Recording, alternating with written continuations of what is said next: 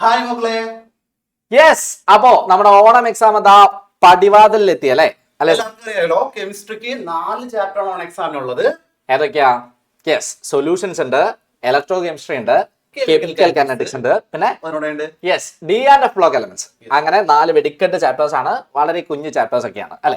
ഞാൻ നിങ്ങളുടെ മുമ്പിലേക്ക് വന്നിരിക്കുകയാണ്. 4 ചാപ്റ്ററിലെ വളരെ ഇമ്പോർട്ടന്റ് ആയിട്ട് ഒരുപാട് തവണ എക്സാംസിന് ചോദിച്ചിരിക്കുന്ന ഏറ്റവും റിപ്പീറ്റഡ് ആയിട്ടുള്ള ക്വസ്റ്റ്യൻസ് അല്ലെ? എല്ലാ മക്കളും നല്ല അടിപൊളിയായിട്ട് നമ്മുടെ ക്ലാസ് ശ്രദ്ധിച്ചിരിക്കണം. ക്വസ്റ്റ്യൻസ് ഒക്കെ എഴുതിയെടുത്തോളാം. ഒരു പേനയും ബുക്ക് ഒന്ന് എടുത്ത് വെച്ചോളൂ കേട്ടോ. യെസ്, അപ്പൊ തുടങ്ങിയാലോ? യെസ്, തുടങ്ങാം. ഓക്കെ, ഉഷാറായിട്ട് തുടങ്ങാം. യെസ്, അപ്പോ നമ്മൾ സ്റ്റാർട്ട് ചെയ്യുന്നത് ഏത് ചാപ്റ്ററിൽ നിന്നാണ്? കെമിക്കൽ കൈനറ്റിക്സ് വെച്ചിട്ടാണ്. യെസ്, കുറച്ച് പ്രോബ്ലംസ് ഒക്കെ ഉള്ള ചാപ്റ്റർ ആണ്. സാധാരണ മക്കൾക്ക് ചെറിയ ബുദ്ധിമുട്ടൊക്കെ വരാറുള്ള ചാപ്റ്റർ ആണ്. ഒന്നുമില്ല, അപ്പോൾ ഇതിൽ നിന്ന് വരാറുള്ള തിയറി ക്വസ്റ്റ്യൻസും അതുപോലെ തന്നെ പ്രോബ്ലംസും നമ്മൾ അടിച്ചു പൊളിച്ച് സെറ്റ് ആക്കി തരും. ഓക്കെ അല്ലടാ? ഈ ഒരു ലൈവ് കൊണ്ട് അല്ലെങ്കിൽ ഈ ഒരു ക്ലാസ് കൊണ്ട് നമ്മൾ സെറ്റ് ആക്കി തരും. Okay, yes.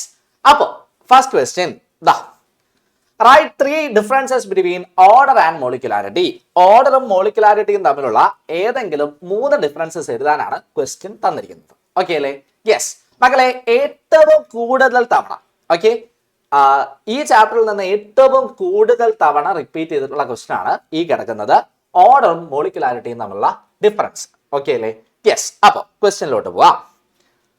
Okay, first of all എന്താണ് ഓർഡർ എന്ന് പറഞ്ഞാൽ മക്കൾക്കറിയാം. ഒരു റേറ്റ് ലോ എക്സ്പ്രഷനിലെ എന്താ കോൺസെൻട്രേഷൻ ടേംസിന്റെ പവേഴ്സിന്റെ സം, അതിനെയാണ് നമ്മൾ ഇതെന്ന് വിളിക്കുക, ഓർഡർ എന്ന് വിളിക്കുക. Sum of powers which concentration terms are raised in a rate law expression, അതിനെയാണ് എന്തെന്ന് വിളിക്കുക, ഓർഡർ എന്ന് വിളിക്കുക. ഇപ്പോൾ സിമ്പിൾ ആയിട്ടുള്ള ഒരു ജനറൽ ഇക്വേഷൻ എടുത്താൽ a plus b give c plus d. അതിന്റെ റേറ്റ് ലോ എക്സ്പ്രഷൻ നമ്മൾ എങ്ങനെ എഴുതും? r is equal to k into a raised to x into b raised to y. Okay, അങ്ങനെയാണെങ്കിൽ ആ പവേഴ്സിന്റെ സം x പ്ലസ് y, അതിനെയാണ് നമ്മൾ എന്തെന്ന് വിളിക്കുക, ഓർഡർ എന്ന് വിളിക്കുക. ക്ലിയർ അല്ലേ? യെസ്. അങ്ങനെയാണെങ്കിൽ എന്താ മോളിക്കുലാരിറ്റി എന്ന് പറഞ്ഞാൽ? യെസ്, മോളിക്കുലാരിറ്റി എന്ന് പറഞ്ഞാൽ the number of atoms, ions or molecules which must collide simultaneously to bring about a chemical reaction is called molecularity of a reaction. Simply പറയുകയാണെങ്കിൽ ഒരു റിയാക്ഷനിൽ എത്ര മോൾസ് ഓഫ് റിയാക്ടൻസ് റിയാക്ട് ചെയ്യുന്നുണ്ട് അതിന്റെ നമ്പറിനെയാണ് എന്തെന്ന് വിളിക്കുക, മോളിക്കുലാരിറ്റി എന്ന് വിളിക്കുക. ഓക്കെ, ഒരു ജനറൽ റിയാക്ഷൻ എടുത്താൽ a plus b gives products ആണ്. അതിലെ മോളിക്കുലാരിറ്റി എന്ന് പറഞ്ഞാൽ a പ്ലസ് b ആണ്. ഓക്കെ, അതായത് 2 റിയാക്ടൻസിന്റെയും കോഎഫിഷ്യൻസിന്റെ സം എടുത്താൽ എന്ത് കിട്ടും? മോളിക്കുലാരിറ്റി കിട്ടും. ഓക്കെ, അങ്ങനെയാണെങ്കിൽ നമ്മുടെ ക്വസ്റ്റ്യൻ എന്തായിരുന്നു? ഡിഫറൻസ് അല്ലേ? ഓർഡർ മോളിക്കുലാരിറ്റി തമ്മിലുള്ള ഡിഫറൻസ് ആണ്. ഓക്കെ, ഫസ്റ്റ് ഓഫ് ഓൾ നമുക്ക് എന്ത് തന്നെ എഴുതാം? ഇത് തന്നെ എഴുതാം. ഈ പറയുന്ന ഡെഫിനേഷൻ തന്നെ നമുക്കൊരു ഡിഫറൻസ് ആക്കി എഴുതാം. ഒന്നാമത്തത് ഓർഡർ എന്ന് പറയുന്നത് ലെഫ്റ്റ് സൈഡിൽ ഓർഡറും റൈറ്റ് സൈഡിൽ മോളിക്കുലാരിറ്റി ആണ് കേട്ടോ.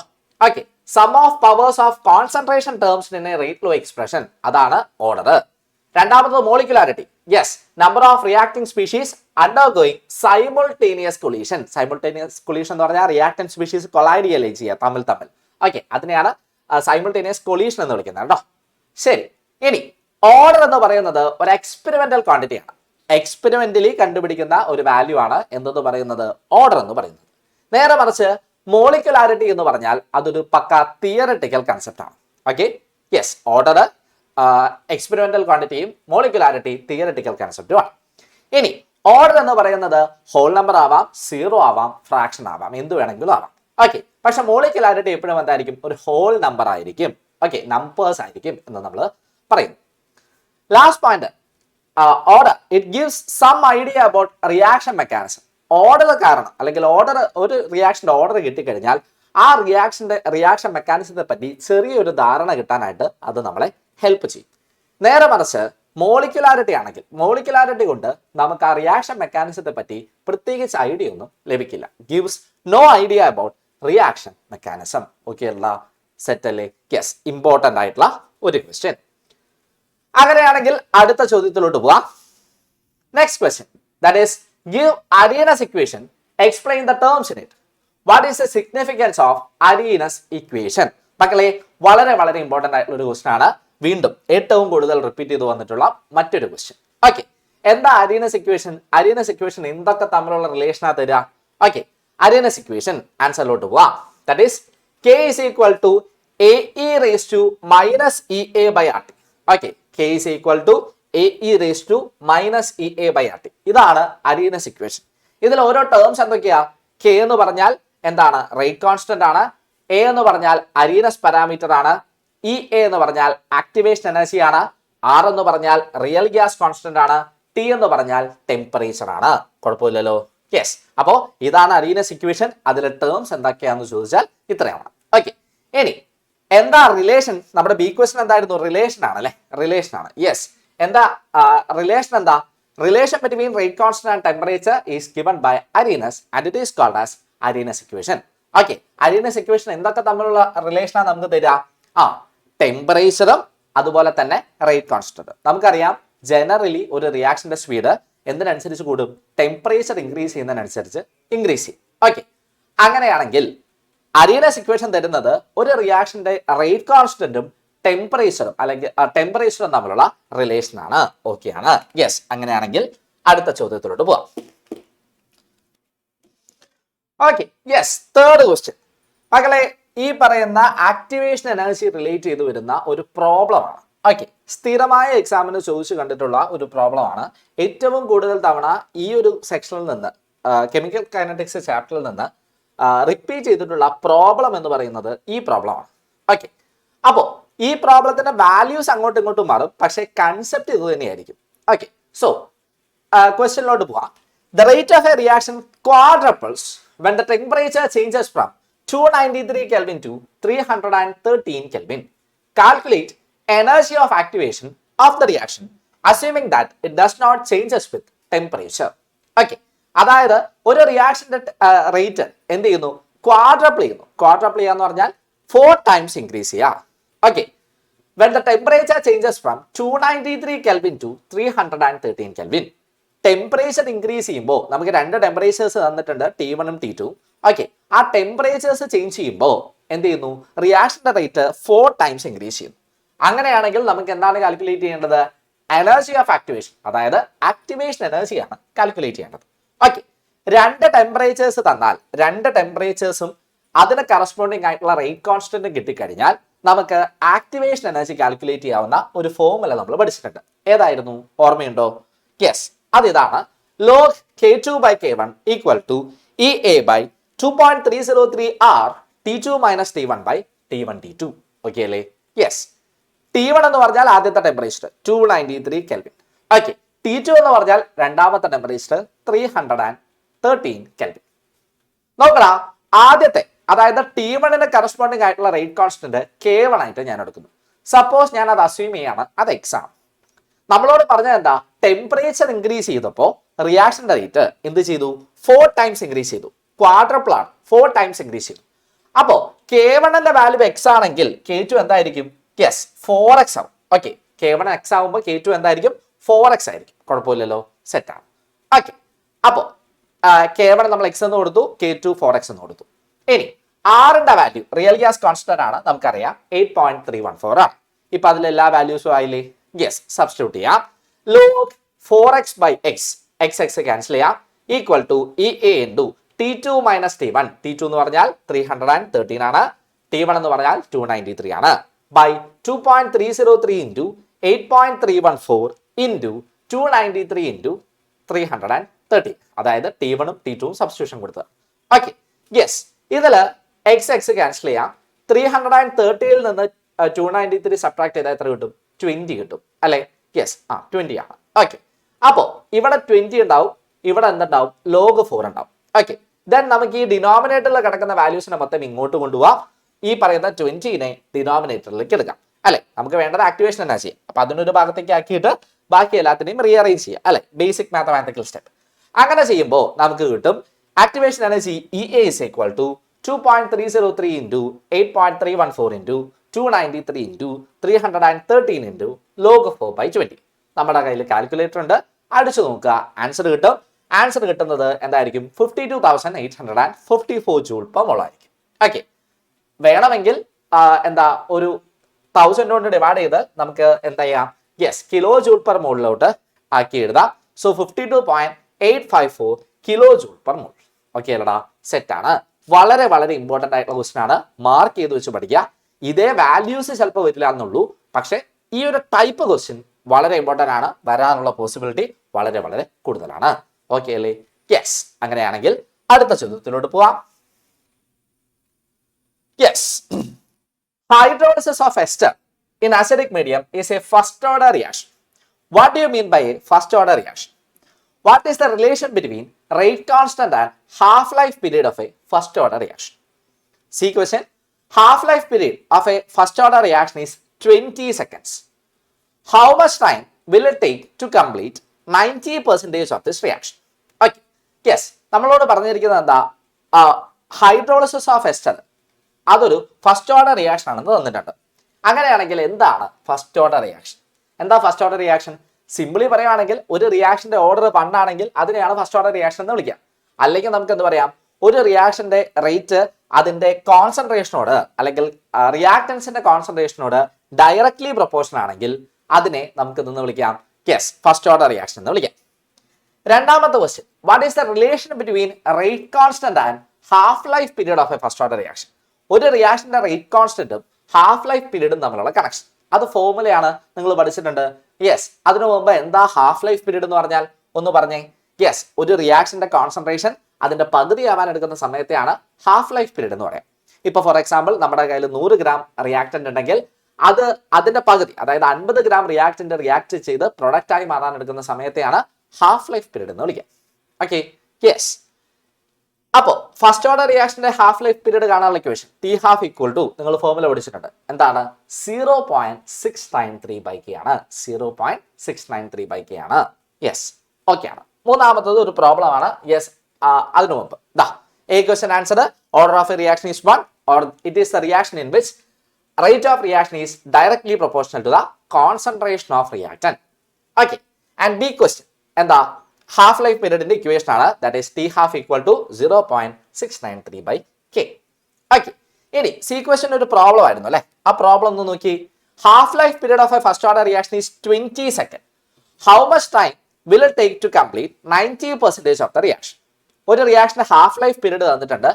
ആ റിയാക്ഷന്റെ 90% കംപ്ലീറ്റ് ആവാൻ എടുക്കുന്ന സമയവുമാണ് നമുക്ക് കാണുന്നത്. ഓക്കെ അല്ലേ? യെസ്.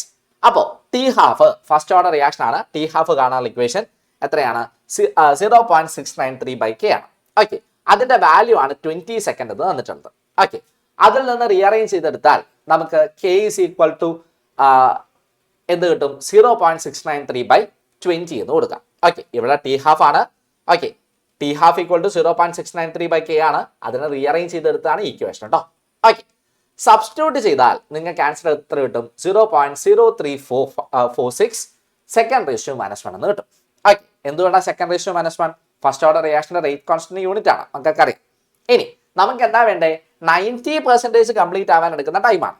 ഓക്കെ, അപ്പോൾ അത് കിട്ടാനായിട്ട് ഫസ്റ്റ് ഓർഡർ റിയാക്ഷന്റെ റേറ്റ് കോൺസ്റ്റന്റ് ഏതാ equation? K is equal to 2.303/T log R0/R. Integrated rate equation ആണ്, നമുക്കറിയാം. ഓക്കെ മക്കളെ, 90% റിയാക്ഷൻ കംപ്ലീറ്റ് ചെയ്യാന്ന് പറഞ്ഞാൽ ഓക്കെ, R0 എന്ന് പറഞ്ഞാൽ ഇനീഷ്യൽ കോൺസെൻട്രേഷൻ അല്ലടാ, ഞാൻ അതിനെ 100 ആയിട്ട് എടുത്തു. 90% റിയാക്ട് ചെയ്ത് കഴിഞ്ഞു എന്ന് പറഞ്ഞാൽ ബാക്കി നമ്മുടെ കയ്യിൽ എത്ര ഉണ്ടാവുക? 100ൽ 90 പോയി, ബാക്കി എത്ര ഉണ്ടാവും? 10 ഉണ്ടാവും. ദാറ്റ് ഈസ് R എന്ന് പറഞ്ഞാൽ ഫൈനൽ കോൺസെൻട്രേഷൻ ആണ്. ഫൈനൽ കോൺസെൻട്രേഷൻ എത്രയായിരിക്കും? 10 ആയിരിക്കും. ഓക്കെ, ഈ ഇക്വേഷനെ നമുക്കൊന്ന് റീഅറേഞ്ച് ചെയ്തെടുക്കാം. T is equal to 2.303/k log R0/R. Okay, നമുക്ക് കാണേണ്ടത് അതിന്റെ ടൈമാണ്. K റേറ്റ് കോൺസ്റ്റന്റ് നമ്മൾ ഓൾറെഡി കണ്ടുവച്ചിട്ടുണ്ട്. ഓക്കെ, സോ സബ്സ്റ്റിറ്റ്യൂട്ട് ചെയ്യാം. 2.303 എത്ര? 0.0346 log 100/10. ഓക്കെ, ഇത് ചെയ്തെടുത്താൽ അഗെയിൻ കാൽക്കുലേറ്റർ ഉണ്ട്, ചെയ്തെടുത്താൽ ആൻസർ കിട്ടും 66.46. എത്ര സെക്കൻഡ്സ്? 66.46 സെക്കൻഡ്സ് എന്ന ആൻസർ കിട്ടും. ഓക്കെ, എന്തുകൊണ്ടാണ് സെക്കൻഡ്സിൽ? നമ്മുടെ rate constant unit second ratio -1. അപ്പൊ നമ്മുടെ ടൈം എന്തിലായിരിക്കും? സെക്കൻഡിലായിരിക്കും. യൂണിറ്റ് ഇമ്പോർട്ടന്റ് ആണ്. അര മാർക്കൊക്കെ കുറയ്ക്കുക യൂണിറ്റ് ഇല്ലെങ്കിൽ. അപ്പൊ യൂണിറ്റ് പ്രോപ്പറായി എഴുതണം. ഇതാണ് നമ്മുടെ ഫൈനൽ ആൻസർ. ഇതിനാണ് യൂണിറ്റ് പക്കയായിട്ട് വേണ്ടത്. ഓക്കെ അല്ലടാ? സെറ്റാണ്. യെസ്, അങ്ങനെയാണെങ്കിൽ അടുത്തൊരു ചോദ്യം. Derive an expression for half life period of a first order reaction.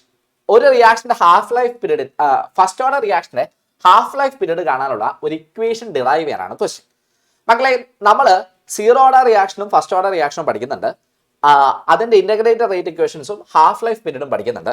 പക്ഷേ ഏറ്റവും കൂടുതൽ തവണ ചോദിച്ചു കണ്ടിട്ടുള്ളത് ഫസ്റ്റ് ഓർഡർ റിയാക്ഷന്റെ ഹാഫ് ലൈഫ് പീരീഡിന്റെ ഡെറിവേഷൻ ആണ്. ഓക്കെ, ഏകദേശം പ്രീവിയസ് ഇയർ ക്വസ്റ്റ്യൻസ് ഒക്കെ എടുത്തു നോക്കിയാൽ ഏകദേശം 3-4 തവണയൊക്കെ ചോദിച്ചിട്ടുള്ള ഒരു ക്വസ്റ്റൻ ആണ്.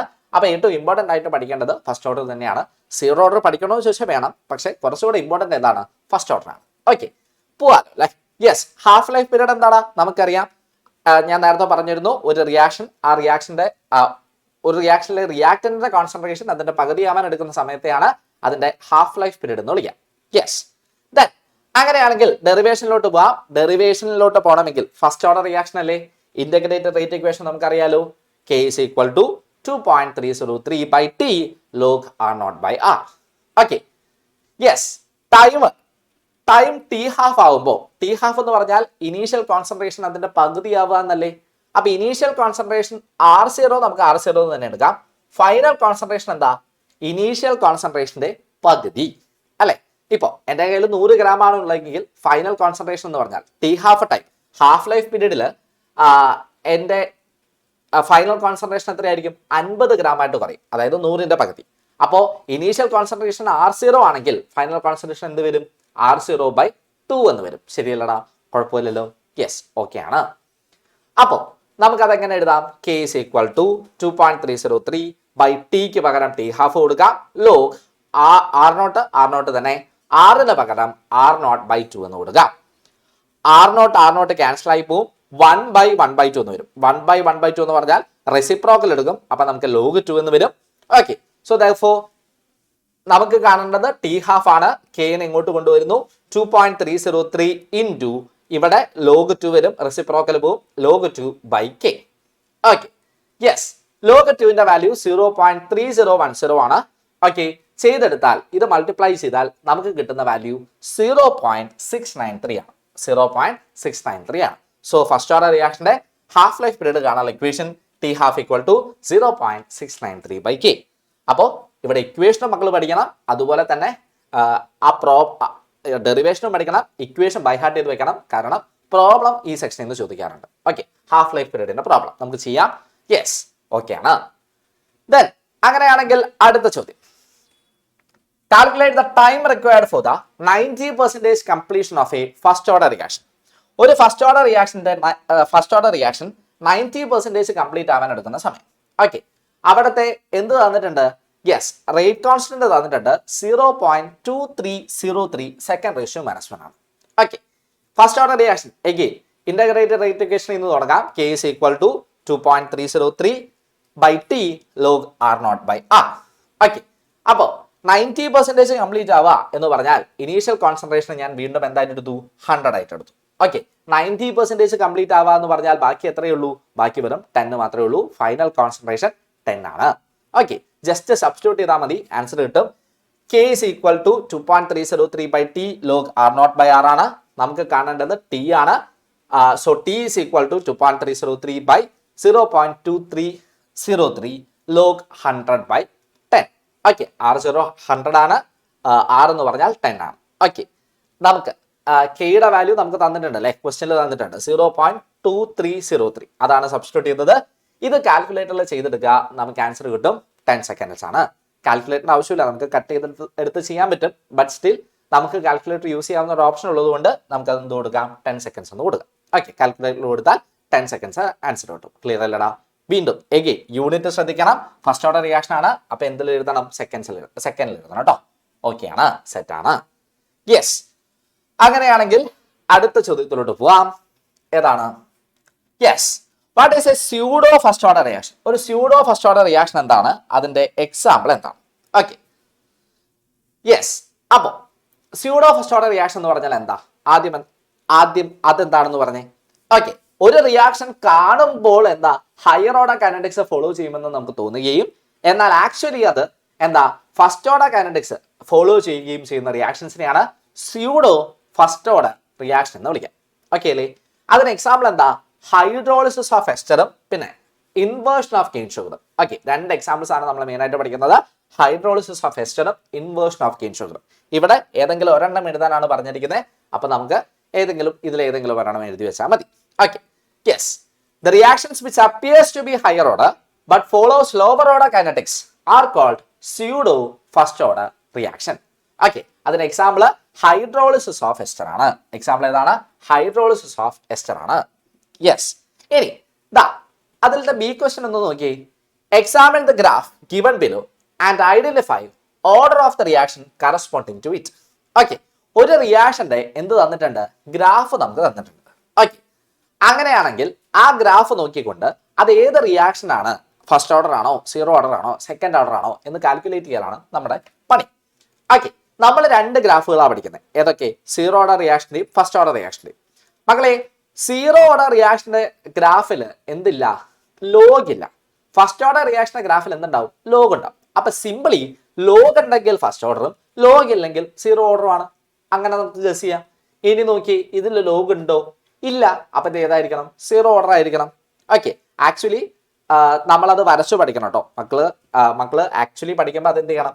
ഓരോ ഗ്രാഫും വരച്ച് തന്നെ പഠിക്കണം. പക്ഷെ ഞാനിപ്പോൾ ഒരു ഷോർട്ട് കട്ട് പറഞ്ഞു തന്നതാണ്. നമുക്ക് എക്സാമിന് സാധാരണ വരയ്ക്കാനായിട്ട് ചോദിക്കാറില്ല. ഗ്രാഫ് ഇതുപോലെ തരും, എന്നിട്ട് ഏതാണെന്ന് ഐഡന്റിഫൈ ചെയ്യാനാണ് ക്വസ്റ്റ്യൻ വരാറ്. ഓക്കെ, അപ്പോൾ സിമ്പിളി ഷോർട്ട് കട്ട് എന്താ? ലോഗ് ഉണ്ടെങ്കിൽ ഫസ്റ്റ് ഓർഡർ, ലോഗ് ഇല്ലെങ്കിൽ സീറോ ഓർഡർ. ഇവിടെ ലോഗ് ഇല്ല, അപ്പൊ ഇത് ഏതാണ്? സീറോ ഓർഡർ റിയാക്ഷൻ ആണ്. ഓക്കെ ആണ്. Yes, so answer is zero order. Clear അല്ലടാ? സെറ്റ് അല്ലേ? ഓക്കെ ആണ്. ശരി, അങ്ങനെയാണെങ്കിൽ അടുത്ത ചോദ്യം.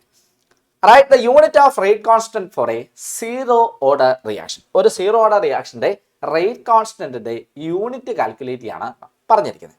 ഓക്കെ, അപ്പൊ ഇവിടെ ചോദിച്ചിരിക്കുന്നത് സീറോ ഓർഡർ ആണ്. ഓക്കെ, ആ സീറോ ഓർഡർ തന്നെ വരണമെന്ന് നിർബന്ധം ഇല്ല. എന്താവാം? First order.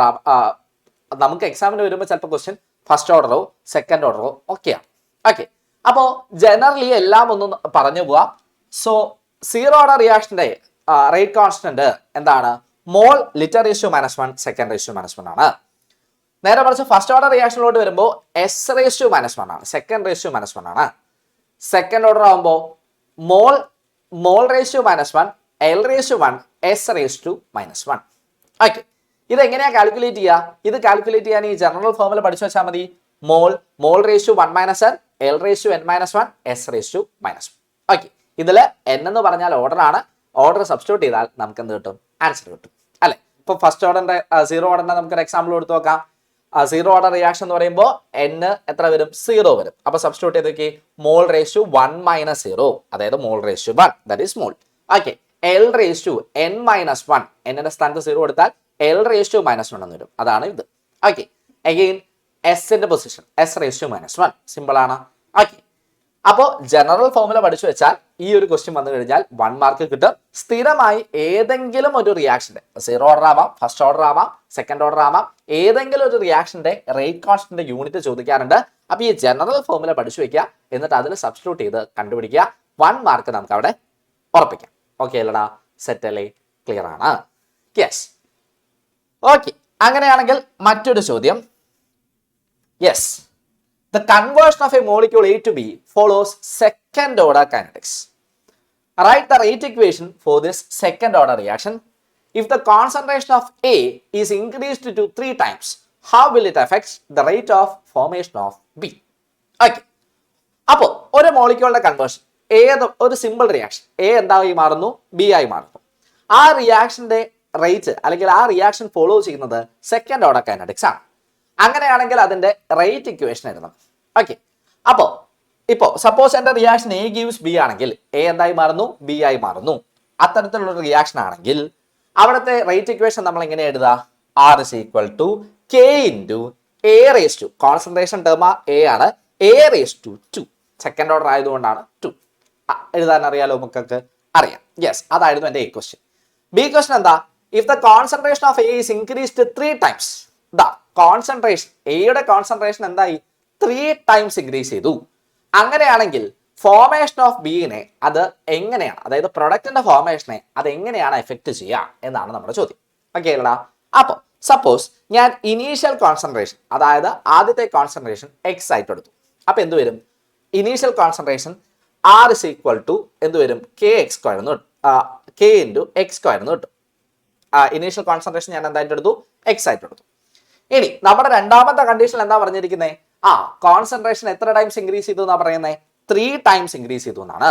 3 times ഇൻക്രീസ് ചെയ്യുക എന്ന് പറഞ്ഞാൽ R is equal to K into 3x² എന്ന് വരും. ഓക്കെ, 3x ഹോൾ സ്ക്വയർ ആണ്. 3യുടെ സ്ക്വയർ എടുത്താൽ 9 എന്ന് കിട്ടും. ആ 9 പുറത്തേക്ക് എടുത്താൽ r is equal to 9 into kx square എന്ന് വരും. ആണല്ലോടാ? യെസ്. അപ്പോൾ ഈ kx സ്ക്വയർ എന്ന് പറഞ്ഞാൽ ഇനീഷ്യൽ കോൺസെൻട്രേഷൻ അല്ലേ? അപ്പൊ നമ്മുടെ റേറ്റിന് എന്ത് സംഭവിച്ചു? ഇനീഷ്യൽ കോൺസെൻട്രേഷന്റെ 9 ടൈംസ് ആയി. ആണല്ലോ? അപ്പോൾ rate of formation increases 9 times. ശരിയല്ലടാ? അതായത് കോൺസെൻട്രേഷൻ ബിയുടെ ഫോർമേഷന്റെ കോൺസെൻട്രേഷൻ എത്ര ടൈംസ് ഇൻക്രീസ് ചെയ്യും? 9 ടൈംസ് ഇൻക്രീസ് ചെയ്യും. ഓക്കെ, ഇതേ ക്വസ്റ്റ്യൻ 3ക്ക് പകരം വാല്യൂ എന്തായി വരും? 2 ആയിട്ട് വരും, അല്ലെങ്കിൽ 4 ആയിട്ട് വരും.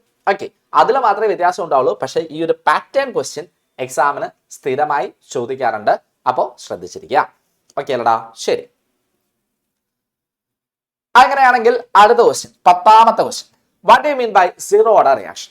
Okay, the initial concentration of a first order reaction N2O5 gives 2NO2 plus half O2 was 1.24 into 10 raised to minus 2 mole liter raised to minus 1 at 300 Kelvin. The concentration of N2O5 after 1 hour was 0.20 into 10 raised to minus 2 mole liter raised to minus 1. Calculate rate constant of the reaction at 300 Kelvin. ഈ ക്വസ്റ്റ്യനിലോട്ട് പോകാം. ആദ്യം നമുക്ക് വേണ്ടത് zero order reaction എന്താണെന്നാണ്. എന്താ zero order reaction? ഒരു റിയാക്ഷന്റെ rate അതിന്റെ റിയാക്ടൻസിന്റെ കോൺസെൻട്രേഷനെ depend ചെയ്യുന്നില്ലെങ്കിൽ അത്തരം റിയാക്ഷൻസിനെയാണ് എന്തെന്ന് വിളിക്കുക? സീറോ ഓർഡർ റിയാക്ഷൻസ് എന്ന് വിളിക്കുക. Reactions in which the rate of reaction is independent of concentration of reactants is called zero order reactions. Clear അല്ലടാ? കുഴപ്പമില്ല. ഏതാ example? Decomposition of ammonia in gold surface. അതാണ് അതിന്റെ എക്സാമ്പിൾ വരിക. എക്സാമ്പിൾ അടക്കം നമ്മൾ പറയാറുണ്ട്. ഓക്കെ, എക്സാമ്പിൾ ഒക്കെ നമുക്ക് അറിയാം. ഇവിടെ എക്സാമ്പിൾ ചോദിച്ചിട്ടില്ല, അതുകൊണ്ടാണ് പറയാത്തത്. Okay, yes. B question, the initial concentration of A first order reaction N2O5. Yes, initial concentration തന്നിട്ടുണ്ട്. ഒരു ഫസ്റ്റ് ഓർഡർ റിയാക്ഷൻ ആണ്, അതിന്റെ ഇനീഷ്യൽ കോൺസെൻട്രേഷൻ തന്നിട്ടുണ്ട്. പിന്നെ 1 അവറിന് ശേഷം അതിന്റെ കോൺസെൻട്രേഷൻ എന്തായി മാറുന്നു? 0.20 into 10 raised to minus 2 ആയി മാറും. അങ്ങനെയാണെങ്കിൽ എന്താ കാണേണ്ടത്? റേറ്റ് കോൺസ്റ്റന്റ് ആണ് കാണുന്നത്. Rate constant K first order reaction ആണ്. കാണാനുള്ള ഫോർമുല എന്താ? K is equal to 2.303 by T log R0 by R. അല്ലെ? യെസ്, ഇതിലെല്ലാം നമുക്ക് തന്നിട്ടുണ്ട്. Initial concentration 1.24 into 10 raised to minus 2 ആണ്. Okay, final concentration 0.20 into 10 raised to minus 2 ആണ്. അത് രണ്ടും ക്വസ്റ്റ്യനിൽ തന്നിട്ടുണ്ട്. ടൈം 1 മണിക്കൂറിന് ശേഷം ആണ് ഈ ചേഞ്ച് വരുന്നത്. 1 മണിക്കൂർ എന്ന് പറഞ്ഞാൽ 60 മിനിറ്റ്സ് ആണ്. ഞാൻ അതിന്റെ മിനിറ്റിലോട്ട് കൺവേർട്ട് ചെയ്തു. യെസ്, ഡയറക്റ്റ് സബ്സ്റ്റിറ്റ്യൂട്ട് ചെയ്യാം. 2.303 by 60 log R0യുടെ value 1.24 into 10 raised to minus 2 ആണ്. ബൈ ആറിന്റെ value 0.20 into 10 raised to minus 2 ആണ്. 10 raised to minus 2 10 raised to minus 2 cut ചെയ്യാം. 1.24നെ 0.20 കൊണ്ട് ഡിവൈഡ് ചെയ്യാം. അതിന്റെ ലോഗ് കൊടുക്കാം. ഇത് ചെയ്തെടുത്താൽ നമുക്ക് കിട്ടുന്ന ആൻസർ 0.0304 ആണ്. ഓക്കെ അല്ലേ? നോക്കടാ, യൂണിറ്റ് എന്താ? ടൈം നമ്മൾ എന്തിലോട്ട് കൺവേർട്ട് ചെയ്തു? മിനിറ്റിലോട്ട് കൺവേർട്ട് ചെയ്തു. അപ്പൊ മിനിറ്റ് റേഷ്യോ -1 എന്ന് വരും. ഓക്കെ, ഇനി ഇതേ ടൈമിനെ മിനിറ്റിനെ നമുക്ക് സെക്കൻഡ് ആക്കാൻ അറിയാം അല്ലെ? യെസ്, സെക്കൻഡിലോട്ട് കൺവേർട്ട് ചെയ്താൽ ആൻസർ മാറും. അപ്പൊ യൂണിറ്റ് എന്ത് വരും? സെക്കൻഡ് റേഷ്യോ -1 എന്ന് വരും. ക്ലിയർ അല്ലടാ? സെറ്റ് അല്ലേ? ഈസി ആയിട്ടുള്ള ഒരു ക്വസ്റ്റ്യൻ. ഓക്കെ, അങ്ങനെയാണെങ്കിൽ അടുത്തത് നമുക്ക് ചെയ്യാനുള്ളത് ഏതാണ്? Yes, mention any 2 factors which influence rate of A chemical reaction. Okay, ഒരു കെമിക്കൽ റിയാക്ഷന്റെ എഫക്റ്റിനെ റേറ്റിനെ എഫക്ട് ചെയ്യുന്ന ഫാക്ടേഴ്സ് ഏതൊക്കെയാണ്? ഏതെങ്കിലും 2 ഫാക്ടേഴ്സ് എഴുതാനാണ് പറഞ്ഞിരിക്കുന്നത്. ഓക്കെ, നമ്മൾ എത്ര ഫാക്ടേഴ്സ് പഠിക്കുന്നുണ്ട്? നമ്മൾ ഏകദേശം 6ഓളം ഫാക്ടേഴ്സ് പഠിക്കുന്നുണ്ട് അല്ലേ? ഏതൊക്കെയായിരുന്നു? Concentration of reactants, temperature, nature of reactants and products, exposure of light അഥവാ radiation, then presence of catalyst, അവസാനം വരുന്നത് സർഫസ് ഏരിയ. മക്കൾക്ക് അറിയാവുന്ന ഏതെങ്കിലും 2 എഴുതി വെക്കുക. ഇത് ഇങ്ങനെ തന്നെയേ വരാറുള്ളൂ. ഏതെങ്കിലും രണ്ട് ഫാക്ടേഴ്സ് എഴുതാൻ കേട്ടോ. ഓക്കെ, ഇതൊക്കെയാണ് നമ്മൾ ഡീറ്റെയിൽ ആയിട്ട് പഠിച്ചത്, കോൺസെൻട്രേഷനും ടെമ്പറേച്ചറും ഒക്കെ. ഓക്കെ, അപ്പൊ ഏതെങ്കിലും 2 ഫാക്ടേഴ്സ് എഴുതി വെക്കുക. 2 മാർക്ക് വാങ്ങാം. ഈസി ആയിട്ടുള്ള ക്വസ്റ്റ്യൻ ആണ്. യെസ്, അങ്ങനെയാണെങ്കിൽ അടുത്തൊരു ചോദ്യം. How will you obtain the value of activation energy from a graphical plot using Arrhenius equation? Okay മക്കളെ, ഈ ചാപ്റ്ററിൽ നിന്ന് ട്വിസ്റ്റ് ചെയ്ത് ചോദിക്കാവുന്ന ഒരു ചോദ്യമാണ്. ഓക്കെ, എക്സാമിന് അധികം തവണയൊന്നും കണ്ടുവന്നിട്ടില്ല, എന്നാലും നമ്മൾ പറയുമ്പോൾ എല്ലാം പറയണല്ലോ. യെസ്, അതുകൊണ്ട് പറയുന്നതാണ്. Okay, how will you obtain the value of activation energy from a graphical plot using Arrhenius equation? Arrhenius equation നമ്മൾ പറഞ്ഞു K is equal to E raised to minus EA by RT. Okay, ആ ഇക്വേഷനിൽ നമ്മൾ log കൊടുത്താൽ, അതായത് 2 സൈഡിലും log കൊടുത്ത് rearrange ചെയ്താൽ നമുക്ക് അതിനെ ഒരു സ്ട്രെയിറ്റ് ലൈനിന്റെ ഇക്വേഷനിലോട്ട് കൺവേർട്ട് ചെയ്തെടുക്കാൻ പറ്റും. y ഈക്വൽ ടു mx+c ഫോമാറ്റിലോട്ട് കൺവേർട്ട് ചെയ്തെടുക്കാൻ പറ്റും. ഓക്കെ, അത് യൂസ് ചെയ്ത് നമ്മളൊരു ഗ്രാഫ് വരച്ചാൽ ആ ഗ്രാഫ് ഏകദേശം ഇതുപോലെയാണ് വരിക. അതായത് ലോഗ് എക്സ് ആക്സിസിൽ 1/tയും വൈ ആക്സിസിൽ ലോഗ് കെയും പ്ലോട്ട് ചെയ്തുകൊണ്ട് ഒരു ഗ്രാഫ് വരച്ചാൽ ആ ഗ്രാഫ് ഒരു സ്ട്രെയിറ്റ് ലൈൻ ഗ്രാഫ് ആയിരിക്കും. ഗ്രാഫ് എങ്ങോട്ടാ പോകുന്നത്? താഴോട്ടല്ലേ പോകുന്നത്. അതായത് നെഗറ്റീവ് സ്ലോപ്പ് ഉള്ള ഒരു ഗ്രാഫാണ്. ഓക്കെ, യെസ്, ഈ ഗ്രാഫിന്റെ സ്ലോപ്പ് എന്ന് പറയുന്നത് -EA/2.303 ആണ്. ഓക്കെ, അപ്പോൾ ഇതാണ് നമ്മുടെ ഗ്രാഫ്. ഈ ഗ്രാഫിൽ നിന്ന് എങ്ങനെ ആക്ടിവേഷൻ എനർജി കാൽക്കുലേറ്റ് ചെയ്യാം എന്ന് ചോദിച്ചാൽ നോക്കണ, സ്ലോപ്പ് കാണാനുള്ള ഇക്വേഷൻ എന്താ? -EA/2.303 ആണ്. അപ്പൊ ഇതിൽ നിന്ന് ആക്ടിവേഷൻ എനർജി എങ്ങനെ കാണുക? ഇത് ഞങ്ങൾ കൊണ്ടുപോയിടാം, അപ്പൊ കിട്ടും. So that is activation energy is equal to -2.303 into slope. Okay, അതായത് സ്ലോപ്പിനെ നമുക്ക് ഗ്രാഫ് തന്നിട്ടുണ്ടെങ്കിൽ അതിന്റെ സ്ലോപ്പിനെ എന്തുകൊണ്ട് മൾട്ടിപ്ലൈ ചെയ്താൽ മതി? -2.303 കൊണ്ട് 303 കൊണ്ട് മൾട്ടിപ്ലൈ ചെയ്താൽ നമുക്ക് എന്ത് കിട്ടും? ആക്ടിവേഷൻ എനർജി കിട്ടും. ഓക്കെ, അപ്പൊ മൊത്തം തിയറി പഠിക്കാൻ ബുദ്ധിമുട്ടാണ് മക്കൾക്കെങ്കിൽ ഇതെങ്ങനെ പഠിച്ചു വെക്കാം? ഒന്നുമില്ല, ഈ ഒരു ക്വസ്റ്റ്യൻ വന്നാൽ പഠിക്കേണ്ടത്, അതായത് ആക്ടിവേഷൻ എനർജിയുടെ ഗ്രാഫിൽ നിന്ന് എങ്ങനെ, അല്ലെങ്കിൽ അഡീനസ് ഇക്വേഷന്റെ ഗ്രാഫിൽ നിന്ന് എങ്ങനെ ആക്ടിവേഷൻ എനർജി കാൽക്കുലേറ്റ് ചെയ്യാം എന്നൊരു ക്വസ്റ്റ്യൻ വന്നാൽ നിങ്ങൾ ഇത്രയും എഴുതി വെച്ചാൽ മതി. സ്ലോപ്പിനെ എന്തുകൊണ്ട് മൾട്ടിപ്ലൈ ചെയ്യുക? -2.303 കൊണ്ട് മൾട്ടിപ്ലൈ ചെയ്യുക എന്ന് മാത്രം പഠിച്ചു വെച്ച് പോയാൽ മതി. ഒരു 1 മാർക്കിനോ 2 മാർക്കിനോ ക്വസ്റ്റ്യൻ ചോദിക്കും, അത് മാത്രം മതി. തിയറി മൊത്തം പഠിക്കണം എന്ന് നിർബന്ധമില്ല, ഞാൻ ജസ്റ്റ് പറഞ്ഞു എന്ന് മാത്രം. ഓക്കെ, ഇങ്ങനെയാണ് ഗ്രാഫ് വരിക, ഇങ്ങനെയാണ് ഇത് കൺവേർട്ട് ചെയ്തതെന്ന് മാത്രം. ഓക്കെ അല്ലടാ, കുഴപ്പമില്ല. യെസ്, അങ്ങനെയാണെങ്കിൽ അടുത്ത ചോദ്യം. ഓക്കെ, വലിയൊരു ചോദ്യമാണ് അല്ലേ. Rate of a reaction is the change in concentration of any one of the reactance or any one of the products in unit time. Express the rate of reaction in terms of reactants and products. Okay, reaction ഇതാണ് 2HI gives H2 plus I2. Okay, അപ്പോൾ മക്കളെ ഒരു റിയാക്ഷന്റെ rate നമ്മൾ ആദ്യം പഠിക്കുന്ന കാര്യമാണ് അല്ലെ. Rate of reaction നമുക്ക് രണ്ട് രീതിയിൽ എക്സ്പ്രസ് ചെയ്യാം, ആവറേജ് റേറ്റും ഇൻസ്റ്റന്റേനിയസ് റേറ്റും. ഓക്കെ, ഒരു റിയാക്ഷൻ റേറ്റിനെ, ഈ തന്നിരിക്കുന്ന റിയാക്ഷൻ റേറ്റിനെ അവിടുത്തെ കോൺസെൻട്രേഷന്റെ ടേംസിൽ, റിയാക്ടൻസിന്റെ കോൺസെൻട്രേഷന്റെ ടേംസിലും അല്ലെങ്കിൽ പ്രൊഡക്ട്സിന്റെ കോൺസെൻട്രേഷൻ ടേംസിലും റെപ്രസെന്റ് ചെയ്യാനാണ് ചോദിച്ചിരിക്കുന്നത്. ഓക്കെ, അപ്പൊ അത് നമുക്ക് എങ്ങനെ എഴുതാം? Yes, average rate equal to, yes, instantaneous rate equal to -1/2 d/dt of HI equal to d/dt of H2 equal to d/dt of I2. കുഴപ്പമില്ലല്ലോ, ഓക്കെ ആണ്. യെസ്, അതെങ്ങനെ എഴുതുന്നേ? നോക്കടാ, നമ്മുടെ റിയാക്ഷനിൽ റിയാക്ടന്റിന്റെ കോൺസെൻട്രേഷൻ എവിടെയാ? 2 ആണ്, ഇവിടെ 2 ആണ് അല്ലെ. യെസ്, അപ്പൊ അതിന്റെ റെസിപ്രോക്കൽ വേണം എവിടെ എഴുതാൻ? ഫ്രണ്ടിൽ എഴുതാൻ. ഓക്കെ, ഇൻസ്റ്റന്റേനിയസ് റേറ്റ് ആണെങ്കിൽ d/dtയും ആവറേജ് റേറ്റ് ആണെങ്കിൽ Δ/Δt ആണ് കൊടുക്കുക. ഇനി റിയാക്ടന്റിന്റെ കോൺസെൻട്രേഷൻ റിയാക്ഷൻ കഴിഞ്ഞ് വരുമ്പോൾ, റിയാക്ഷൻ പ്രൊസീഡ് ചെയ്യുന്നതോറും കുറഞ്ഞാണ് വരിക. അതിനെ ഇൻഡിക്കേറ്റ് ചെയ്യാനായിട്ട് റിയാക്ടന്റിന്റെ സൈഡിൽ എന്ത് വേണം? നെഗറ്റീവ് സൈൻ വേണം. പ്രൊഡക്റ്റിന്റെ സൈഡിൽ രണ്ടും പോസിറ്റീവ്. ഓക്കെ, അപ്പോൾ d/dt of H2ന്റെ കോൺസെൻട്രേഷൻ അല്ലെങ്കിൽ കോഎഫിഷ്യന്റ് 1 ആണ്. അപ്പൊ അതിന്റെ റെസിപ്രോക്കൽ എടുത്താൽ 1/1 തന്നെയാണ് വരിക. അപ്പൊ അത് മെൻഷൻ ചെയ്യേണ്ട ആവശ്യമില്ല. Equal to d/dt of I2. വീണ്ടും I2 പ്രൊഡക്റ്റ് ആണ്, അപ്പൊ അത് പോസിറ്റീവ് ആയിരിക്കും, കാരണം അതിന്റെ അളവ് കൂടിയാണ് വരിക. ഇനി ഇങ്ങനെ റെപ്രസെന്റ് ചെയ്യാം, അല്ലെങ്കിൽ മറ്റൊരു രീതിയിൽ പ്രസന്റ് ചെയ്യാൻ പറഞ്ഞാൽ അതെന്താണ്? ആവറേജ് റേറ്റ് ആണ്. ആവറേജ് റേറ്റ് ആകുമ്പോൾ എന്താ വ്യത്യാസം വരിക? യെസ്, d/dtക്ക് പകരം Δ/Δt വരും. Okay, so -1/2 Δ/HI/Δt equal to Δ/H2/Δt equal to Δ/I2/Δt. Okay അല്ലടാ, സെറ്റ് ആണ്. ഇനി അതുപോലെ if the rate expression of the above reaction is Kr is equal to K into HI raised to 2, what is the order of reaction? Okay, എന്താ order എന്ന് പറഞ്ഞാൽ നമ്മൾ ആദ്യം പറഞ്ഞു അല്ലെ, sum of powers of concentration terms expressed in a rate law expression. ഇതാണ് rate law expression. അതിലെ റിയാക്ടന്റിന്റെ പവേഴ്സ് അല്ലെങ്കിൽ കോൺസെൻട്രേഷൻ ടേമിന്റെ പവർ എന്ന് പറഞ്ഞാൽ 2 ആണ്. അപ്പൊ ഈ റിയാക്ഷൻ ഓർഡർ എത്രയാണ്? 2 ആണ്. സിമ്പിൾ ക്വസ്റ്റ്യൻ, 2 ആണ്. Okay, order is 2. Define order of a reaction ഒന്നുകൂടെ പറയണ്ട, നമ്മൾ ആദ്യം പറഞ്ഞതാണ്. Okay, whether the molecularity and order of this above reaction is same, give reason. Okay, നോക്കടാ, ഈ റിയാക്ഷന്റെ ഓർഡർ നമ്മൾ പറഞ്ഞു എത്രയാണ്? 2 ആണ്. മോളിക്കുലാരിറ്റി എത്രയായിരിക്കും? എന്താ മോളിക്കുലാരിറ്റി? കൊളൈഡ് ചെയ്യുന്ന റിയാക്ടൻസിന്റെ നമ്പർ ഓഫ് മോൾ ആണല്ലോ. യെസ്, എത്രയാണ്? എത്ര നമ്പർ ഓഫ് മോൾസ് ഇവിടെ റിയാക്ട് ചെയ്യുന്നത്? 2 എണ്ണം അല്ലേ. അപ്പൊ ഇവിടുത്തെ മോളിക്കുലാരിറ്റി എത്ര തന്നെയാണ്? 2 തന്നെയാണ്. യെസ്, അപ്പോ ഇവിടത്തെ മോളിക്കുലാരിറ്റിയും ഓർഡറും എത്രയാണ്? 2 തന്നെയാണ് കേട്ടോ. യെസ് ഓക്കെ ആണ്. സോ സെക്കൻഡ് ക്വസ്റ്റ്യൻ ഓർഡർ 2 ആണ്. ഓർഡറിന്റെ definition it is the sum of powers to which concentration terms are raised in a rate law expression. And fourth one, yes, here the power of concentration terms in a rate law expression is 2, so order is 2. Number of reacting species is 2, so molecularity is also 2. Okay, order molecularity എത്ര തന്നെയാണ്? 2 തന്നെയാണ്. Clear ആണ്, set ആണ്. Yes. Then അങ്ങനെയാണെങ്കിൽ അടുത്ത ചോദ്യം,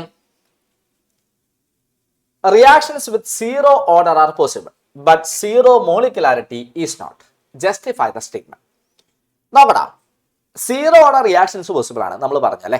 okay, പക്ഷെ zero molecularity ഒരിക്കലും പോസിബിൾ അല്ല. എന്തുകൊണ്ടാണ്? സീറോ ഓർഡർ റിയാക്ഷൻ എന്ന് പറഞ്ഞാൽ എന്താണെന്ന് നമ്മൾ പറഞ്ഞു. ഒരു റിയാക്ഷനിൽ റിയാക്ടന്റിന്റെ കോൺസെൻട്രേഷൻ അവിടുത്തെ റിയാക്ഷന്റെ റേറ്റിനെ എഫക്ട് ചെയ്യുന്നില്ലെങ്കിൽ അത്തരം റിയാക്ഷൻസിനെയാണ് സീറോ ഓർഡർ റിയാക്ഷൻസ് എന്ന് വിളിക്കുക. അപ്പോൾ അതിനൊരു മീനിങ് ഉണ്ട്. നേരെ മറിച്ച് മോളിക്കുലാരിറ്റി സീറോ എന്ന് പറഞ്ഞാൽ റിയാക്ട് ചെയ്യുന്ന അല്ലെങ്കിൽ കൊളൈഡ് ചെയ്യുന്ന റിയാക്ടൻസിന്റെ എണ്ണം സീറോ ആണെന്നല്ലേ. അത് പോസിബിൾ ആവൂ? ഇല്ലല്ലോ. യെസ്, അതായത് അവിടെ റിയാക്ഷൻ നടക്കില്ല. റിയാക്ടൻസ് തമ്മിൽ കൊളൈഡ് ചെയ്താലേ റിയാക്ഷൻ നടക്കുള്ളൂ. അപ്പോൾ എന്താ പറയാ, മോളിക്കുലാരിറ്റി സീറോ എന്ന് പറയുന്നത് ഒരു അബ്സൈഡ് ആയിട്ടുള്ള കൺസെപ്റ്റ് ആണ്. അങ്ങനെ ഒരിക്കലും പോസിബിൾ അല്ല. അപ്പോൾ മോളിക്കുലാരിറ്റി ഒരിക്കലും എന്ത് വരില്ല? സീറോ വരില്ല. Okay, zero order reaction means the rate of reaction is independent of concentration of reactance, so it is possible. But zero molecularity means there is no reactants. Reactants illa എന്നാണ് means ചെയ്യുന്നത്. This is not possible. Clear അല്ലേടാ? Simple അല്ലേ? Yes, അത് ചോദിച്ചു കണ്ടിട്ടുണ്ട് കേട്ടോ. Okay, ഈ question കാണുമ്പോൾ പിള്ളേർ സാധാരണ പേടിച്ച് കാണാറുണ്ട്. ഒരു പേടിക്കലും വേണ്ട, സിമ്പിൾ ആയിട്ടുള്ള ഒരു ക്വസ്റ്റ്യൻ ആണ്. യെസ്. ദെൻ അങ്ങനെയാണെങ്കിൽ 15ാമത്തെ question, rate constant of a reaction is 5 × 10⁻⁻², second raised to -1. Find the half life of this reaction. ഇവിടെ ഒരു ടെസ്റ്റ് ഉണ്ട്. ആ റിയാക്ഷൻ ഏത് ഓർഡർ ആണെന്ന് തന്നിട്ടില്ല. ഇത് കാണുമ്പോൾ നിങ്ങൾക്ക് ഏത് ഓർഡർ ആണെന്ന് എങ്ങനെ കാൽക്കുലേറ്റ് ചെയ്യും? എങ്ങനെയാ ഓർഡർ പറയാ? യെസ്, ഒന്ന് ആലോചിച്ച് നോക്കിയേ. S⁻⁻1 ആണ്. S⁻⁻1 ആണെങ്കിൽ അതായത് ഫസ്റ്റ് ഓർഡർ ആണ് അല്ലെ? ഫസ്റ്റ് ഓർഡർ റിയാക്ഷൻ ആണ്. ഫസ്റ്റ് ഓർഡർ റിയാക്ഷന്റെ ഹാഫ് ലൈഫ് പീരീഡ് കാണാനുള്ള ഇക്വേഷൻ എന്താ? T⁴ = 0.693/K. ഓക്കെ, കെയുടെ വാല്യൂ അല്ലേ തന്നിരിക്കുന്നത്? 5 × 10⁻². ഡയറക്റ്റ് സബ്സ്റ്റിറ്റ്യൂട്ട് ചെയ്താൽ ആൻസർ കിട്ടും. പക്ഷേ ഓർഡർ ഏതാണെന്ന് അറിയണം. Okay, yes. അപ്പോൾ T⁴ = 0.693/K.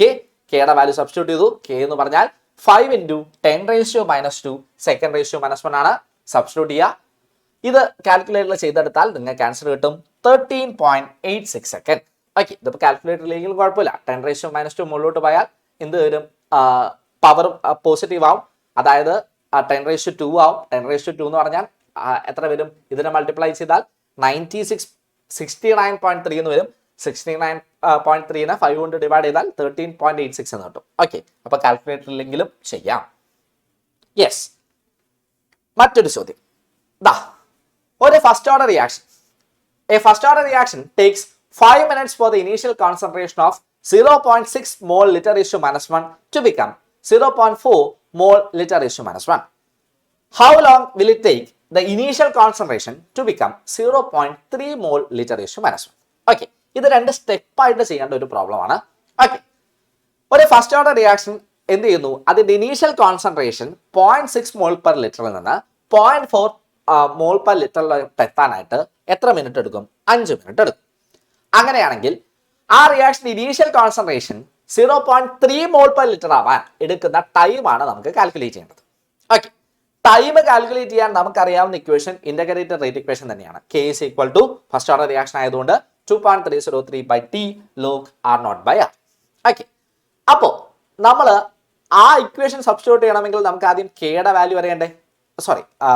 കെയുടെ വാല്യൂ അറിയണ്ടേ? യെസ്. അപ്പൊ ആദ്യത്തെ സ്റ്റെപ്പിൽ നമുക്ക് ഈ തന്നിരിക്കുന്ന ഡാറ്റ വെച്ച് കെയുടെ വാല്യൂ കണ്ടുപിടിക്കാം. ഓക്കെ, സോ ഇനീഷ്യൽ കോൺസെൻട്രേഷൻ എത്രയാണ്? 0.6 ആണ്. ഫൈനൽ കോൺസെൻട്രേഷൻ എത്രയാണ്? 0.4 ആണ്. അതിനെടുക്കുന്ന ടൈം എന്ന് പറയുന്നത് എത്രയാണ്? 5 ആണ്. ഓക്കെ, അതൊന്ന് കൊടുത്തു നോക്കിയേ. Yes, for a first order reaction K = 2.303/T log R0/R. R0 = 0.6 mole per liter. R = 0.4 mole per liter. Time എന്ന് പറഞ്ഞാൽ 5 മിനിറ്റ്സ് ആണ്. 5 മിനിറ്റ്സ് ടൈം എന്ന് പറഞ്ഞാൽ 5 മിനിറ്റ്സ് ആണ്. ഓക്കെ, ഇത് സബ്സ്റ്റിറ്റ്യൂട്ട് ചെയ്തെടുത്താൽ നിങ്ങൾക്ക് എന്ത് കിട്ടും? യെസ്, ടൈമിന്റെ സ്ഥാനത്ത് 5 കൊടുക്കുക. ലോഗ് R0 സ്ഥാനത്ത് 0.6 കൊടുക്കാം, ആറിന്റെ സ്ഥാനത്ത് 0.3 കൊടുക്കാം. ഇത് കാൽക്കുലേറ്റർ ചെയ്തെടുത്താൽ നിങ്ങൾക്ക് ആൻസർ കിട്ടും 0.0811 മിനിറ്റ് റേഷ്യോ -1. ടൈം മിനിറ്റിലാണ്, അപ്പൊ മിനിറ്റ് റേഷ്യോ -1 എന്ന് കിട്ടും. ഇതാണ് റേറ്റ് കോൺസ്റ്റന്റ്. പക്ഷെ നമുക്ക് റേറ്റ് കോൺസ്റ്റന്റ് ആണോ വേണ്ടത്? അല്ല, നമുക്ക് ടൈമാണ് വേണ്ടത്. എന്തിനു വേണ്ടിയിട്ട്? ഇനീഷ്യൽ കോൺസെൻട്രേഷൻ 0.3 ആവാൻ വേണ്ട ടൈം. ഓക്കെ, ഇനീഷ്യൽ കോൺസെൻട്രേഷൻ എത്രയായിരുന്നു? 0.6 ആണ്. അത് 0.3 എന്ന് പറഞ്ഞാൽ അതിന്റെ പകുതി അല്ലടാ, നേർ പകുതിയല്ലേ. ഇനീഷ്യൽ കോൺസെൻട്രേഷൻ അതിന്റെ പകുതി ആവാൻ എടുക്കുന്ന സമയത്തെയാണ് നമ്മൾ എന്തെന്ന് വിളിക്കുക? യെസ്, ഹാഫ് ലൈഫ് പീരീഡ് എന്ന് വിളിക്കാം. ഓക്കെ, അപ്പൊ നമുക്ക് എന്ത് ഇക്വേഷൻ യൂസ് ചെയ്യാം? ഇവിടത്തെ ഹാഫ് ലൈഫ് കാൽക്കുലേറ്റ് ചെയ്താൽ മതി. First order reaction half life ആണ് ഇക്വേഷൻ എന്താ? T half equal to 0.693/k. Okay, അതിൽ കെയുടെ വാല്യൂ നമ്മൾ കണ്ടുപിടിച്ചിട്ടുണ്ട് 0.0811 ആണ്. ഓക്കെ, അത് സബ്സ്റ്റിറ്റ്യൂട്ട് ചെയ്താൽ നമുക്ക് എന്ത് കിട്ടും? ആൻസറിലോട്ട് കിട്ടും. R0യുടെ വാല്യൂ 0.6 ആണ്, ആറിന്റെ വാല്യൂ 0.3 ആണ്, അതായത് ഹാഫ് ലൈഫ് ആണ്. അപ്പൊ 0.693/k, കെയുടെ വാല്യൂ സബ്സ്റ്റിറ്റ്യൂട്ട് ചെയ്യാം. 0.693/0.0811 ചെയ്തെടുത്താൽ നിങ്ങൾക്ക് ആൻസർ കിട്ടും 8.5 മിനിറ്റ്സ്. ഓക്കെ അല്ലടാ? യെസ്. അപ്പൊ ഇത്രയും കാര്യങ്ങളാണ് നമുക്ക് ഏത് ചാപ്റ്ററിൽ പറയാനുള്ളത്? കെമിക്കൽ കൈനറ്റിക്സ് എന്ന് പറയുന്ന ചാപ്റ്ററിൽ പറയാനുള്ളത്. ഓക്കെ ആണ്? യെസ്. അപ്പോ കെമിക്കൽ കൈനറ്റിക്സ് നമ്മൾ കംപ്ലീറ്റ് ചെയ്തു. ഇനി നമുക്ക് ഏത് ഡിസ്കസ് ചെയ്യാം? Yes, D and F block elements start ചെയ്യാം. Okay, again D and F block elements വളരെ ഈസി ആയിട്ടുള്ള ചാപ്റ്റർ ആണ്. എന്താ പറയാ, അധികം കാര്യങ്ങളോ അധികം പ്രോബ്ലംസോ അങ്ങനെയൊന്നുമില്ല. നമുക്ക് ഈസി ആയിട്ട് തിയറി പഠിച്ചാൽ തന്നെ ഫുൾ മാർക്കും വാങ്ങാവുന്ന ഒരു സിമ്പിൾ ചാപ്റ്റർ ആണ് ഏത്?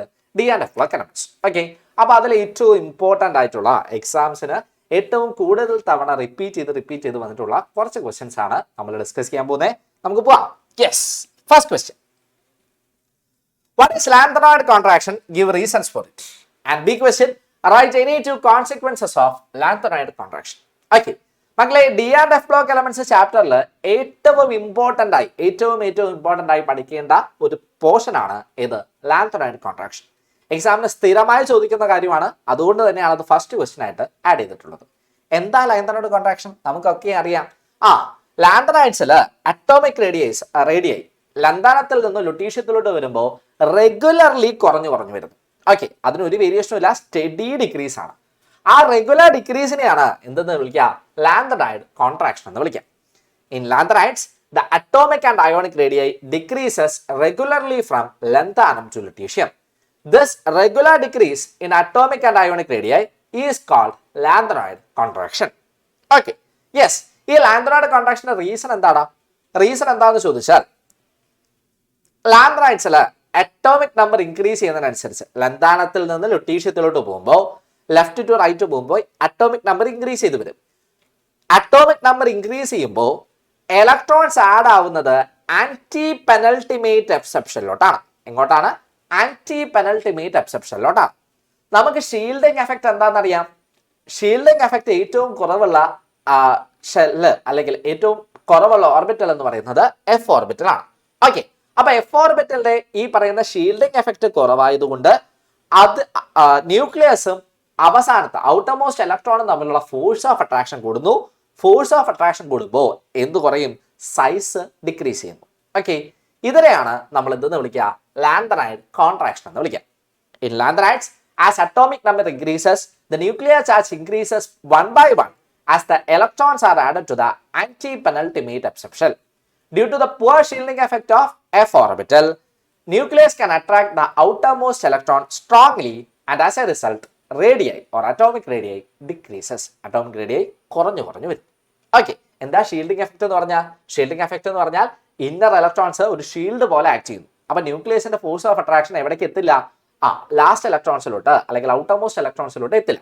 ഇതിനെയാണ് ഷീൽഡിംഗ് എഫക്ട് എന്ന് വിളിക്കുക. ഓക്കെ, ഷീൽഡിംഗ് എഫക്ട് ഏറ്റവും കൂടുതലുള്ള ആർക്കാ? എസിനാണ്. അതിനേക്കാൾ കുറവ് പിക്ക്, അതിനേക്കാൾ കുറവ് ഡിക്ക്, ഏറ്റവും കുറവാണ് എഫിന്. അപ്പോൾ ഇലക്ട്രോൺസ് ആഡ് ആവുന്നത് എഫിൽ ആയതുകൊണ്ട് due to poor shielding effect, answer എഴുതുമ്പോൾ ഈ ഇവിടം തൊട്ട് എഴുതിയാലും മതി. Due to the poor shielding effect of f orbital, nucleus can attract outermost electrons strongly, and as a result radii decreases. Steady decrease എന്ന് പറഞ്ഞാൽ ഏകദേശം ഇതുപോലെയാണ് വരിക. ലന്താനത്തിൽ നിന്ന് ലുട്ടീഷ്യത്തിലൂടെ വരുമ്പോൾ കണ്ടില്ലേ, ഒരു സ്ട്രെയിറ്റ് ലൈൻ ഡിക്രീസ് ആണ്. ഓക്കെ, ഇതാണ് അവിടുത്തെ ആൻസർ. യെസ്, ദെൻ അതിൽ ഒരു ബി ക്വസ്റ്റൻ ഉണ്ടായിരുന്നു അല്ലേ, എന്താ write any two consequences of lanthanoid contraction. Lanthanoid കോൺട്രാക്ഷന്റെ ഏതെങ്കിലും 2 കോൺസിക്വൻസസ് എഴുതാനാണ് പറഞ്ഞിരിക്കുന്നത്. അപ്പൊ നമുക്ക് ആ ബി ക്വസ്റ്റനിലോട്ട് അടുത്തത് പോവാം. Yes, consequences due to lambda contraction, second and third row transition series elements have similar radii. Okay, അതായത് ഈ പറയുന്ന ലാൻഡ്രോയിഡ് കോൺട്രാക്ഷൻ കാരണം ട്രാൻസിഷൻ സീരീസിലെ സെക്കൻഡും തേർഡും നോക്കി എന്താണ് ഏകദേശം ഒരേ അറ്റോമിക് റേഡിയയും ഒരേ ഫിസിക്കൽ പ്രോപ്പർട്ടീസുമാണ്.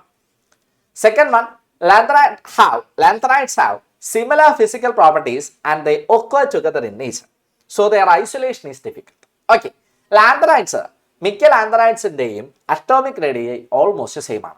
ഇനി ഭൂമിയിൽ അത് ഒക്കറിയ, ഭൂമിയിൽ അത് കാണപ്പെടുക ഏകദേശം ഒരുമിച്ചാണ്, മിക്സ്ചർ ആയിട്ടാണ്. അപ്പോൾ അവരെ സെപ്പറേറ്റ് ചെയ്യുക എന്ന് പറയുന്നത് വളരെ ടഫ് ആയിട്ടുള്ള കാര്യമാണ്. നമുക്കറിയാം ഫിസിക്കൽ പ്രോപ്പർട്ടീസിലെ ഡിഫറൻസ് വെച്ചിട്ടാണ് നമ്മൾ എലമെന്റ്സിനെ അല്ലെങ്കിൽ കോമ്പൗണ്ട്സിനെ സെപ്പറേറ്റ് ചെയ്യുക. നമ്മൾ +1 അതിന്റെ ടെക്നിക്സ് ഒക്കെ പഠിച്ചിട്ടുണ്ട്. ഓക്കെ, അപ്പോൾ ഇവിടെ ഫിസിക്കൽ പ്രോപ്പർട്ടീസ് ഓൾമോസ്റ്റ് ഐഡന്റിക്കൽ ആയതുകൊണ്ട് തന്നെ അവർ ഐസൊലേറ്റ് ചെയ്യുക, സെപ്പറേറ്റ് ചെയ്യുക എന്ന് പറയുന്നത് വളരെ ഡിഫിക്കൽട്ട് ആയിട്ടുള്ള ഒരു പ്രോസസ്സാണ്. Third one, the basic character of the hydroxides decreases from lanthanum to lutetium. So, that is, lanthanum hydroxide is more basic than lutetium hydroxide. Yes, lanthanumത്തിൽ നിന്ന് ലുട്ടീഷ്യത്തിലോട്ട് പോകുമ്പോൾ ഹൈഡ്രോക്സൈഡ്സ് എന്ത് ചെയ്തു വരുന്നു, ഹൈഡ്രോക്സൈഡ്സിന്റെ ബേസിക് ക്യാരക്ടർ കുറഞ്ഞു വരും. ഓക്കെ, അപ്പൊ ഏറ്റവും കൂടുതൽ ബേസിസിറ്റി കാണിക്കുന്ന ഹൈഡ്രോക്സൈഡ് ഏതായിരിക്കും? ലന്താനത്തിന്റെ ഹൈഡ്രോക്സൈഡ് ആയിരിക്കും. ലന്താൻ LaOH ട്രൈസൈഡ്. ഓക്കെ അല്ലടാ? യെസ്, ഓക്കെ ആണ്. നാലാമത്തെ point, atomic radii of zirconium and hafnium are 160 picometer and 159 picometer and they have similar physical and chemical properties due to lanthanide contraction. നോക്കടാ, നമ്മൾ പീരിയോഡിക് ടേബിൾ എടുത്താൽ സിർക്കോണിയത്തിന് താഴെയാണ് ഹോഫ്നിയം വരിക. അപ്പോൾ താഴോട്ട് പോകുന്നതും സാധാരണ അറ്റോമിക് സൈസ് കൂടിയാണ് വരുന്നത്. ഇവിടെ സിർക്കോണിയത്തിനും ഹോഫ്നിയത്തിനും ഓൾമോസ്റ്റ് സെയിം അറ്റോമിക് സൈസ് ആണ്, അല്ലെങ്കിൽ സിർക്കോണിയത്തിനേക്കാൾ ഒരു പൊടിക്ക് കുറവാണ് ഏത്, ഹോഫ്നിയത്തിന്റെ അറ്റോമിക് റേഡിയൈ. ഓക്കെ, ഇതിന്റെ റീസൺ എന്ന് പറയുന്നതും എന്ത് തന്നെയാണ്, ലാൻത്തനൈഡ് കോൺട്രാക്ഷൻ ആണ്. ക്ലിയർ അല്ലടാ? സെറ്റാണ്. അപ്പോൾ റൈറ്റ് എനി 2 കോൺസിക്വൻസസ് ആണ്, ഏതെങ്കിലും 2 കോൺസിക്വൻസസ് എഴുതുക, ഫുൾ മാർക്ക് വാങ്ങും. സെറ്റ് അല്ലടാ? യെസ്, ഇമ്പോർട്ടന്റ് ആയിട്ടുള്ള ഒരു ക്വസ്റ്റ്യൻ ആണ് കേട്ടോ. ശരി, അങ്ങനെയാണെങ്കിൽ അടുത്ത ചോദ്യം, name the 2 types of magnetic behavior expected by transition elements. And B question, calculate spin-only magnetic moment of M2 plus ion, that is Z is equal to 27. Okay, അപ്പോൾ നോക്കടാ, ട്രാൻസിഷൻ മെറ്റൽസ് കാണിക്കുന്ന 2 type magnetic behaviours ഏതൊക്കെയാ? Yes, 2 അല്ല 3 ഉണ്ട്. അതായത് paramagnetic, diamagnetic, അതുപോലെ തന്നെ ferro magnetic. Okay, ഏറ്റവും കൂടുതൽ കാണിക്കുക പാര അല്ലെങ്കിൽ ഡയ ആയിരിക്കും. Okay, yes. So paramagnetism, diamagnetism and ferromagnetism. B question എന്തായിരുന്നുടാ? Calculate the spin only magnetic moment of M2 plus ion where Z is equal to 27. Atomic number തന്നിട്ടുണ്ട്. ഈ atomic നമ്പറുള്ള ഇതിന്റെ 2+ അയോണിന്റെ എന്ത് കാൽക്കുലേറ്റ് ചെയ്യണം? Yes, spin only magnetic moment calculate ചെയ്യണം. Okay, magnetic moment calculate ചെയ്യാനുള്ള equation എന്താ? mu is equal to root of n into n plus 2. root of n into n plus 2. Yes, അപ്പോൾ അറ്റോമിക് നമ്പർ 27 ആണ്. അപ്പൊ electronic configuration എങ്ങനെയാ വരിക? AR 3d7 ആണല്ലോ. Yes, 3d7 അതെങ്ങനെയാ കിട്ടുക? ഷോർട്ട് കട്ട് എന്താ? നമ്മളൊരു ഷോർട്ട് കട്ട് പറഞ്ഞിട്ടുണ്ട്. അറ്റോമിക് നമ്പർ 27 ആണെങ്കിൽ അത് തിരിച്ചിട്ടാൽ മതി. 3d4s എന്ന് എഴുതാം, 7 മുകളിൽ 2 ഇവിടെ. ഓക്കെ, ഡിയിൽ 7, എസിൽ 2. ഓക്കെ, തിരിച്ചിട്ടാൽ മതി. ഓക്കെ, അപ്പൊ അതിന്റെ Mn 2+ അയോൺ എന്ന് പറഞ്ഞാൽ എസിലെ 2 ഇലക്ട്രോൺസ് പോവും, ഡിയിൽ അപ്പോഴും എത്ര ഇലക്ട്രോൺസ് വരും? 7 ഇലക്ട്രോൺസ് വരും. ഓക്കെ, ഇനി നമ്മുടെ ഇക്വേഷൻ എന്താണ്? mu is equal to root of n into n plus 2 ആണ്. അതിൽ n എന്ന് പറഞ്ഞാൽ നമ്പർ ഓഫ് അൺപെയർഡ് ഇലക്ട്രോൺസ് ആണ്. ഇവിടെ എത്ര അൺപെയർഡ് ഇലക്ട്രോൺസ് ഉണ്ട് നോക്കടാ? ഡി ഓർബിറ്റൽ നമുക്കറിയാം, ഇതാണ് ഡി ഓർബിറ്റൽ. 1 2 3 4 5. യെസ്, ഇതാണ് ഡി ഓർബിറ്റൽ. ഡി ഓർബിറ്റലിൽ എത്ര ഇലക്ട്രോണോ? 1 2 3 4 5 6 7 ഇലക്ട്രോൺസ് അല്ലേ? അപ്പോ ഇത് രണ്ടും പെയർഡാ. അൺപെയർഡ് ആയിട്ടുള്ള എത്ര ഇലക്ട്രോൺസ് ഉണ്ട്? 1 2 3 ഇലക്ട്രോൺസ് ഉണ്ട്. 3 അൺപെയർഡ് ഇലക്ട്രോൺസ് ഉണ്ട്. എന്നിന്റെ വാല്യൂ 3 ആണ്. 3 into 3 plus 2, 3 into 5 that is 15. root 15 value 3.87. Unit important ആണ്. യൂണിറ്റ് മക്കളെ എന്താണ്? Yes, magnetic moment unit bore magneton ആണ്, BM ആണ്. Bore magneton BM. ഓക്കെ അല്ലടാ? യെസ്, അത് ഇമ്പോർട്ടന്റ് ആണ്. യൂണിറ്റ് എഴുതണം, ഇല്ലെങ്കിൽ മാർക്ക് അവിടെ കുറയും. യെസ്, അപ്പൊ ആൻസർ ഈസ് എത്ര? 3.87 BM. സെറ്റ് അല്ലടാ? ക്ലിയർ ആണ്? ഓക്കെ ആണ്. യെസ്, ഈ സ്പിൻ ഓൺലി മാഗ്നറ്റിക് മൊമെന്റ് വേറെ ഏതെങ്കിലും എലമെന്റ് തന്നിട്ട് അതിന്റെ സ്പിൻ ഓൺലി മാഗ്നറ്റിക് മൊമെന്റ് കാണാനും ചോദിക്കാം കേട്ടോ. സ്ഥിരമായിട്ട് ചോദിക്കുന്ന ചോദ്യമാണ്. കൂടുതൽ കണ്ടു വന്നിരിക്കുന്നത് ഇത് തന്നെയാണ്. അറ്റോമിക് നമ്പർ 27 2+, അതിന്റെ 2+ അയോണിന്റെ spin only magnetic moment calculate ചെയ്യാനാണ് ചോദിക്കാറുള്ളത്. ഓക്കെ അല്ലേ? യെസ്. അടുത്ത ചോദ്യം, how do you prepare K2Cr2O7 from chromite ore? K2Cr2O7 എന്താ സാധനം? Potassium dichromate. ക്രോമൈറ്റോറിൽ നിന്ന് പൊട്ടാസ്യം ഡൈക്രോമേറ്റിനെ എങ്ങനെ പ്രിപ്പയർ ചെയ്യും? മക്കളെ, ഈ ചാപ്റ്ററിലെ ഏറ്റവും വളരെ വളരെ വളരെ വളരെ ഇമ്പോർട്ടന്റ് ആയിട്ടുള്ള ക്വസ്റ്റൻ ആണ് ഇത്. ഓക്കെ, രണ്ട് ട്രാൻസിഷൻ എലമെന്റ്സിനെ പറ്റി അല്ലെങ്കിൽ രണ്ട് കോമ്പൗണ്ട്സിനെ പറ്റിയാണ് നമ്മൾ പഠിക്കുന്നത് ഈ ചാപ്റ്ററിൽ. രണ്ടെണ്ണം, ഒരെണ്ണം പൊട്ടാസ്യം ഡൈക്രോമേറ്റും രണ്ടാമത്തത് പൊട്ടാസ്യം പെർമാംഗനേറ്റ്. ഓക്കെ, രണ്ടും വളരെ വളരെ ഇമ്പോർട്ടന്റ് ആണ്. രണ്ടിന്റെയും പ്രിപ്പറേഷൻസ് വളരെ ഇമ്പോർട്ടന്റ് ആണ്. പ്രിപ്പറേഷൻസും ഓക്സിഡൈസിങ് പ്രോപ്പർട്ടിയും ആണ് നമ്മൾ പഠിക്കുന്നത്. അതിൽ പ്രിപ്പറേഷൻ രണ്ടിന്റെയും വളരെ ഇമ്പോർട്ടന്റ് ആണ്. ഏറ്റവും കൂടുതൽ റിപ്പീറ്റ് ചെയ്ത് ചോദിച്ചു കണ്ടിരിക്കുന്നത് പൊട്ടാസ്യം ഡൈക്രോമേറ്റിന്റെ ആണ്. Okay, yes. അപ്പൊ പൊട്ടാസ്യം ഡൈക്രോമേറ്റ് 3 സ്റ്റെപ്പിലായിട്ടാണ് ഇതിന്റെ കൺവേർഷൻ നടക്കുന്നത് അല്ലെങ്കിൽ പ്രിപ്പറേഷൻ നടക്കുന്നത്. ആദ്യം ക്രോമൈറ്റോർ എന്ന് പറഞ്ഞാൽ എന്താണ്? FeCr2O4 ആണ് സാധനം. ഓക്കെ, ഈ ക്രോമൈറ്റോറിനെ നമ്മൾ ആദ്യം സോഡിയം ക്രോമേറ്റ് ആക്കും. അങ്ങനെ ആക്കാൻ വേണ്ടിയിട്ട് നമ്മൾ എന്ത് ചെയ്യും? Chromite ore is first fused with sodium carbonate in presence of air to form sodium chromate. Okay, അതിനെ സോഡിയം കാർബണേറ്റ് പ്രസൻസിൽ ഫ്യൂസ് ചെയ്യും, അതായത് ഓക്സിജൻ ആയിട്ട് റിയാക്ട് ചെയ്യും. ഓക്കെ, അപ്പൊ നമുക്ക് എന്ത് ചെയ്യും? അപ്പൊ നമുക്ക് എന്ത് കിട്ടും? സോഡിയം ക്രോമേറ്റ് കിട്ടും. ക്രോമേറ്റ് ആണ്, Na2Cr4 ആണ്.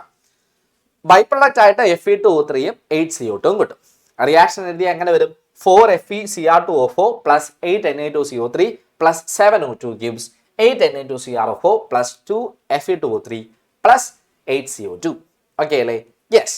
ഇനി ഇപ്പൊ നമുക്ക് എന്ത് കിട്ടിയിട്ടുണ്ട്? സോഡിയം ക്രോമേറ്റ് കിട്ടിയിട്ടുണ്ട്. അടുത്ത സ്റ്റെപ്പിൽ ഈ സോഡിയം ക്രോമേറ്റിനെ നമ്മൾ എന്താക്കുന്നു? സോഡിയം ഡൈക്രോമേറ്റ് ആക്കി മാറ്റുന്നു. സോഡിയം ക്രോമേറ്റിനെ സോഡിയം ഡൈക്രോമേറ്റ് ആക്കി മാറ്റുന്നു. അതിനായിട്ട് ഞാൻ യൂസ് ചെയ്യുന്നത് അസിഡിഫിക്കേഷൻ ആണ്. ഓക്കെ, ഈ സോഡിയം ക്രോമേറ്റിന്റെ കളർ ഒരു യെല്ലോ കളറാണ്, യെല്ലോ സൊല്യൂഷൻ ആണ്. ആ യെല്ലോ സൊല്യൂഷനെ അസിഡിഫൈ ചെയ്യുന്നു. ഏത് വെച്ച്? സൾഫ്യൂരിക് ആസിഡ് വെച്ച് അസിഡിഫൈ ചെയ്യുമ്പോൾ നമുക്ക് എന്ത് കിട്ടും? സോഡിയം ഡൈക്രോമേറ്റും പിന്നെ എന്ത് കിട്ടും? യെസ്, സോഡിയം സൾഫേറ്റോ അല്ലെങ്കിൽ അതിന്റെ അയോണും വാട്ടറും കിട്ടും. Okay, the yellow solution of sodium chromate is filtered and acidified with sulphuric acid to give an orange solution of dichromate, sodium dichromate. ഇത് സോഡിയം ഡൈക്രോമേറ്റ് ആണ്. ഇത് ഏത് കളറാണ്? ഓറഞ്ച് കളറാണ്. ഓക്കെ, രണ്ടാമത്തെ സ്റ്റെപ്പ് അസിഡിഫിക്കേഷൻ. ഇപ്പൊ നമുക്ക് എന്താ കിട്ടിയിരിക്കുന്നത്? സോഡിയം ഡൈക്രോമേറ്റ് ആണ്. അതിൽ നിന്ന് നമുക്ക് എന്തുണ്ടാക്കിയെടുക്കണം? Potassium dichromate ഉണ്ടാക്കിയെടുക്കണം. അതിനായിട്ട് നമ്മൾ എന്ത് ചെയ്താൽ മതി? പൊട്ടാസ്യം ഉള്ള ഒരു compound, that is potassium chloride വെച്ച് ട്രീറ്റ് ചെയ്താൽ മതി. Third step, conversion of sodium dichromate to potassium dichromate prepared by treating solution of sodium dichromate with potassium chloride. ഏത് വെച്ചാണ് ട്രീറ്റ് ചെയ്തത്? പൊട്ടാസ്യം ക്ലോറൈഡ് വെച്ചാണ് ട്രീറ്റ് ചെയ്യുന്നത്. ഓക്കെ അല്ലടാ? Yes. Na2Cr2O7 KCl potassium chloride വെച്ച് ട്രീറ്റ് ചെയ്യുമ്പോൾ ഇവിടെ ചേഞ്ച് ചെയ്യുന്നത് സോഡിയം മാറി പൊട്ടാസ്യം വരും, വേറെ വ്യത്യാസമൊന്നുമില്ല. Potassium dichromate NaCl solution form ചെയ്യും. ക്ലിയർ അല്ലടാ? സെറ്റ് ആണ്. യെസ്, ഇമ്പോർട്ടന്റ് ആയിട്ടുള്ള ഒരു ചോദ്യമാണ് കേട്ടോ. യെസ്, അങ്ങനെയാണെങ്കിൽ നാലാമത്തെ ചോദ്യം, അടുത്ത ചോദ്യം, transition elements are used as catalyst in many reactions. What are the reasons for their catalytic property? Yes, നമുക്കറിയാം അല്ലേ, ട്രാൻസിഷൻ എലമെന്റ്സിനെ പല റിയാക്ഷൻസിലും നമ്മൾ കാറ്റലിസ്റ്റ് ആയിട്ട് യൂസ് ചെയ്യാറുണ്ട്. ഇപ്പോൾ ഫോർ എക്സാമ്പിൾ ഹെയ്ബർ പ്രോസസ്, അതിൽ നമ്മൾ സ്പോഞ്ചി അയൺ യൂസ് ചെയ്യാറുണ്ട്. അതുപോലെ തന്നെ സൾഫ്യൂരിക് ആസിഡിന്റെ പ്രിപ്പറേഷൻ, കോണ്ടാക്ട് പ്രോസസ്സിൽ വനേഡിയം പെന്റോക്സൈഡ് യൂസ് ചെയ്യാറുണ്ട്. ഇതെല്ലാം കാറ്റലിസ്റ്റുകളാണ്. എന്തുകൊണ്ടാണ് ട്രാൻസിഷൻ എലമെന്റ്സിനെ നമ്മൾ കാറ്റലിസ്റ്റ് ആയിട്ട് യൂസ് ചെയ്യുന്നത്? അതിന്റെ റീസൺസ് ആണ് നമുക്ക് അടുത്തത് വേണ്ടത്. ഓക്കെ, റീസൺസ് എന്തൊക്കെയാ? ഒന്നാമത്തത് ലാർജ് സർഫസ് ഏരിയ കൂടുതലാണ്. രണ്ടാമത്തത് എബിലിറ്റി ടു ഫോം കോംപ്ലക്സസ്. മൂന്നാമത്തത് ability to form variable oxidation state. Okay, 3 കാര്യങ്ങളാണുള്ളത്. ഒന്ന് സർഫസ് ഏരിയ കൂടുതലാണ്, രണ്ടാമത്തത് എബിലിറ്റി ടു ഫോം കോംപ്ലക്സസ് ആണ്, മൂന്നാമത്തത് ability to show variable oxidation state ആണ്. ക്ലിയർ അല്ലടാ? സെറ്റ് ആണ്. ഓക്കെ ആണ്. യെസ്, അങ്ങനെയാണെങ്കിൽ അടുത്ത ചോദ്യം, draw the structure of chromate and dichromate ion. Yes, chromate അയോണിന്റെയും ഡൈക്രോമേറ്റ് അയോണിന്റെയും സ്ട്രക്ചേഴ്സ് വരയ്ക്കാനാണ് ചോദ്യം ചോദിച്ചിരിക്കുന്നത്. ഓക്കെ, സിമ്പിൾ ക്വസ്റ്റൻ ആണ്. സ്ട്രക്ചേഴ്സ് പഠിച്ചു വെക്കുക, അത് ഡയറക്റ്റ് ആയിട്ട് കോപ്പി പേസ്റ്റ് ചെയ്താൽ അല്ലെങ്കിൽ വരച്ചു വെച്ചാൽ എന്ത് കിട്ടും? മാർക്ക് കിട്ടും. Okay, yes. ക്രോമേറ്റ് അയോൺ ഏത് സ്ട്രക്ചറാ വരിക? യെസ്, അതിന്റെ ഷേപ്പ് എന്താ, ജോമെട്രി എന്താ? Chromate ion. യെസ്, ക്രോമിയത്തിന് ചുറ്റും ക്രോമേറ്റ് അയോൺ എന്ന് പറയുമ്പോൾ ആദ്യം അതിന്റെ ഫോർമുല അറിയണം. എന്താണ്? CrO4 മൈനസ് ആണ്. ഓക്കെ, CrO4 2 മൈനസ് ആണ് അല്ലെ? അപ്പോ CrO4 എന്ന് പറയുമ്പോൾ ക്രോമിയത്തിന് ചുറ്റും 4 കൊണ്ട് ഏതായിരിക്കും? ടെട്രാഹെഡ്രൽ ജോമെട്രി ആയിരിക്കും. Tetrahedral geometry. Chromate ion tetrahedral geometry ആണ്. എന്ത് പവർ അല്ലെങ്കിൽ എന്താ പറയാ ചാർജ് എന്ന് പറയുന്നത് 2 മൈനസ് ആണ്. ടെട്രാഹെഡ്രൽ ജോമെട്രി ആണ്. ക്രോമിയമാണ് സെൻട്രൽ വരിക. ഡൈക്രോമേറ്റ് അയോൺ എന്ന് പറയുമ്പോൾ Cr2O7 2 മൈനസ് ആണ്. അതായത് രണ്ട് ടെട്രാഹെഡ്രൽ ക്രോമേറ്റ് അയോൺസിനെ ജോയിൻ ചെയ്യുമ്പോഴാണ് ഡൈക്രോമേറ്റ് അയോൺ കിട്ടുക. ഓക്കെ, അപ്പോൾ ഇങ്ങനെയാണ് ജോയിൻ ചെയ്യുന്നത്. അവരുടെ ഇടയിലുള്ള സെൻട്രൽ ആംഗിൾ എന്ന് പറയുന്നത് 126 ഡിഗ്രി ആയിരിക്കും. ബോണ്ട് ആംഗിൾ എന്ന് പറയുന്നത് 126 ഡിഗ്രി ആയിരിക്കും. അവിടെ തീം ചാർജ് എത്ര തന്നെയാണ്? 2 മൈനസ് ആണ്. ഓക്കെ, പ്രോപ്പറായി വരച്ചു പഠിച്ചു വെക്കുക. എക്സാമിന് ചോദിച്ചു കണ്ടിട്ടുണ്ട് കേട്ടോ. ഓക്കെ, സ്ഥിരമായി ചോദിക്കാനുള്ള മറ്റൊരു ചോദ്യമാണത്. Okay, yes. അങ്ങനെയാണെങ്കിൽ അടുത്ത ചോദ്യം, transition element shows variable oxidation state. Why? എന്തുകൊണ്ടാണ് transition elements variable oxidation state കാണിക്കുന്നത്? അടുത്ത ചോദ്യം, identify the element in the 3D transition metal series that expects maximum number of oxidation state. 3D സീരീസിൽ ഏറ്റവും കൂടുതൽ ഓക്സിഡേഷൻ സ്റ്റേറ്റ് കാണിക്കുന്ന element ഏതാണ്? Okay, first of all എന്തുകൊണ്ടാണ് transition elements variable oxidation state കാണിക്കുന്നത്? ആലോചിച്ച് നോക്ക്. റീസൺ എന്താ? യെസ്, നമ്മൾ പഠിച്ചിട്ടുണ്ട്. നോക്കടാ, NS ഓർബിറ്റലും N-1d ഓർബിറ്റലും.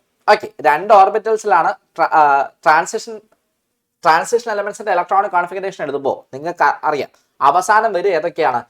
N-1d ഓർബിറ്റലും NS ഓർബിറ്റലും ആണ്. ഓക്കെ, ഈ രണ്ട് ഓർബിറ്റലിലും ഇലക്ട്രോൺസ് ഫില്ല് ചെയ്യും. ഈ രണ്ട് ഓർബിറ്റലിന്റെയും എനർജി കമ്പയറബിൾ ആണ്, അതായത് ഏകദേശം ഈക്വൽ ആണ്. അപ്പൊ എന്ത് സംഭവിക്കും? ഈ രണ്ട് ഓർബിറ്റലിലെയും ഇലക്ട്രോൺസിനെ നമുക്ക് എന്തിൽ പങ്കെടുപ്പിക്കാൻ പറ്റും? യെസ്, ബോണ്ട് ഫോർമേഷനിൽ യൂസ് ചെയ്യാൻ സാധിക്കും. അപ്പോ എന്ത് സംഭവിക്കും? യെസ്, നമുക്ക് variable oxidation state, transition elements variable oxidation state കാണിക്കും. Okay, transition element shows variable oxidation state because of small difference between energies of electrons in NS and N-1d orbital. Okay, both NS and N-1d orbitals can be used for compound formation. Clear അല്ലടാ? Set അല്ലേ? Okay ആണ്. ഇനി നമ്മുടെ question എന്തായിരുന്നു? 3D orbital. 3D സീരീസിലെ ഏറ്റവും കൂടുതൽ oxidation state, ഏറ്റവും കൂടുതൽ ഓക്സിഡേഷൻ സ്റ്റേറ്റ് കാണിക്കുന്ന എലമെന്റ് ഏതായിരുന്നു എന്നാണ്. ഏതാണ് ആൻസർ? മാംഗനീസ് ആണ്. Mn ആണ്. മാംഗനീസ് ആണ് കേട്ടോ. മാംഗനീസ് ആണ്. ഓക്കെ ആണ്. യെസ്, അടുത്ത ചോദ്യത്തിലോട്ട് പോവാം. So next question, why is Cr2+ reducing and Mn3+ oxidizing when both have D4 configuration? Okay, കുറച്ച് പേർക്കെങ്കിലും ടഫ് ആയിട്ടുള്ള ഒരു ക്വസ്റ്റൻ ആണ്. ഓക്കെ, കുറച്ച് പേർക്കെങ്കിലും ഐഡിയ കത്താത്ത ഒരു ക്വസ്റ്റൻ ആണ്. നമുക്ക് അതിന്റെ സൊല്യൂഷനിലോട്ട് പോവാം. ഓക്കെ മക്കളെ, Cr2+ റെഡ്യൂസിങ് ഏജന്റ് ആയിട്ട് ആക്ട് ചെയ്യുക എന്ന് പറഞ്ഞാൽ റെഡ്യൂസിങ് ഏജന്റിന് എന്ത് സംഭവിക്കും? ഓക്സിഡേഷൻ സംഭവിക്കും. ഓക്കെ, ഓക്സിഡേഷൻ എന്ന് പറഞ്ഞാൽ ലോസ് ഓഫ് ഇലക്ട്രോൺ ആണ്. നമുക്ക് ഓയിൽ എന്ന് പഠിക്കാം. ഓക്സിഡേഷൻ എന്ന് പറഞ്ഞാൽ ലോസ് ഓഫ് ഇലക്ട്രോൺ ആണ്. അതായത് Cr2+ ഇലക്ട്രോണിനെ ലോസ് ചെയ്ത് എന്തായി മാറും? പെട്ടെന്ന് Cr3+ ആയി മാറും. അതാണ് Cr2+ റെഡ്യൂസിങ് ആണ് എന്ന് പറയുന്നതിന്റെ മീനിങ്. ഓക്കെ, നോക്കടാ, ക്രോമിയത്തിന്റെ അറ്റോമിക് നമ്പർ എത്രയാ? 24 ആണ്. 24 ആണ് കേട്ടോ. നേരെ മറിച്ച് മാംഗനീസിന്റെ കേസിൽ Mn. മാംഗനീസ് എന്താണ്? മാംഗനീസ് ഓക്സിഡൈസിങ് ആണ്. അതായത് Mn3+ അയോൺ പെട്ടെന്ന് ഒരു ഇലക്ട്രോണിനെ ഗെയിൻ ചെയ്ത് എന്തായി മാറും? Mn2+ ആയി മാറും. ഓക്കെ, അതായത് Mn2+ ഓക്സിഡൈസിങ് ഏജന്റ് ആണ്. ഓക്സിഡൈസിങ് ഏജന്റിന് എന്ത് സംഭവിക്കും? റിഡക്ഷൻ സംഭവിക്കും. റിഡക്ഷൻ എന്ന് പറഞ്ഞാൽ ഗെയിൻ ഓഫ് ഇലക്ട്രോൺ ആണ്. ഓക്കെ അല്ലേ? യെസ്, എന്തുകൊണ്ട് സംഭവിക്കുന്നു? രണ്ടുപേരുടെയും ഔട്ടർ ഇലക്ട്രോണിക് കോൺഫിഗറേഷൻ D4 ആണ്. ഓക്കെ, ഇപ്പൊ Cr2+ നിങ്ങൾ എടുത്താൽ, Cr2+ ഇലക്ട്രോണിക് കോൺഫിഗറേഷൻ എടുത്താൽ ഇങ്ങനെയാ വരിക, 4s0 3d4 ഇങ്ങനെയാണ് വരിക. ഞാൻ ബാക്കി വരയ്ക്കുന്നില്ല, ഔട്ടർ മാത്രമേ വരയ്ക്കുന്നുള്ളൂ. 4s0 3d4 എന്നാ വരിക. ഓക്കെ, ഈ 3d4 ഇത് Cr3+ ആവുക എന്ന് പറഞ്ഞാൽ, Cr3+ ആവുക എന്ന് പറഞ്ഞാൽ ഒരു ഇലക്ട്രോൺ ലൂസ് ചെയ്യാന്നല്ലടാ. ഒരു ഇലക്ട്രോൺ ലൂസ് ചെയ്യുമ്പോൾ എന്താ വരിക? 4s0 3d3 എന്ന് വരും. ഓക്കെ, നിങ്ങൾ E2G ഓർബിറ്റലിനെയും EG ഓർബിറ്റലിനെയും പറ്റി കേട്ടിട്ടുണ്ടല്ലോ. യെസ്, നിങ്ങൾ എവിടെ കോർഡിനേഷൻ കോമ്പൗണ്ട്സിൽ പഠിച്ചിട്ടുണ്ട്. ഓക്കെ, അപ്പോൾ ഇതിൽ നിന്ന് ഈ കോൺഫിഗറേഷനിലോട്ട് വരുമ്പോൾ CR2+, CR3+ ആവുമ്പോൾ അതിന് ഏത് കോൺഫിഗറേഷൻ കിട്ടുന്നു? 3D3 കോൺഫിഗറേഷൻ കിട്ടുന്നു. ഇതെന്ന് പറയുന്നത് സ്റ്റേബിൾ T2G കോൺഫിഗറേഷൻ ആണ്. സ്റ്റേബിൾ അല്ലെങ്കിൽ ഹാഫിൾഡ് ആയിട്ടുള്ള T2G കോൺഫിഗറേഷൻ ആണ്.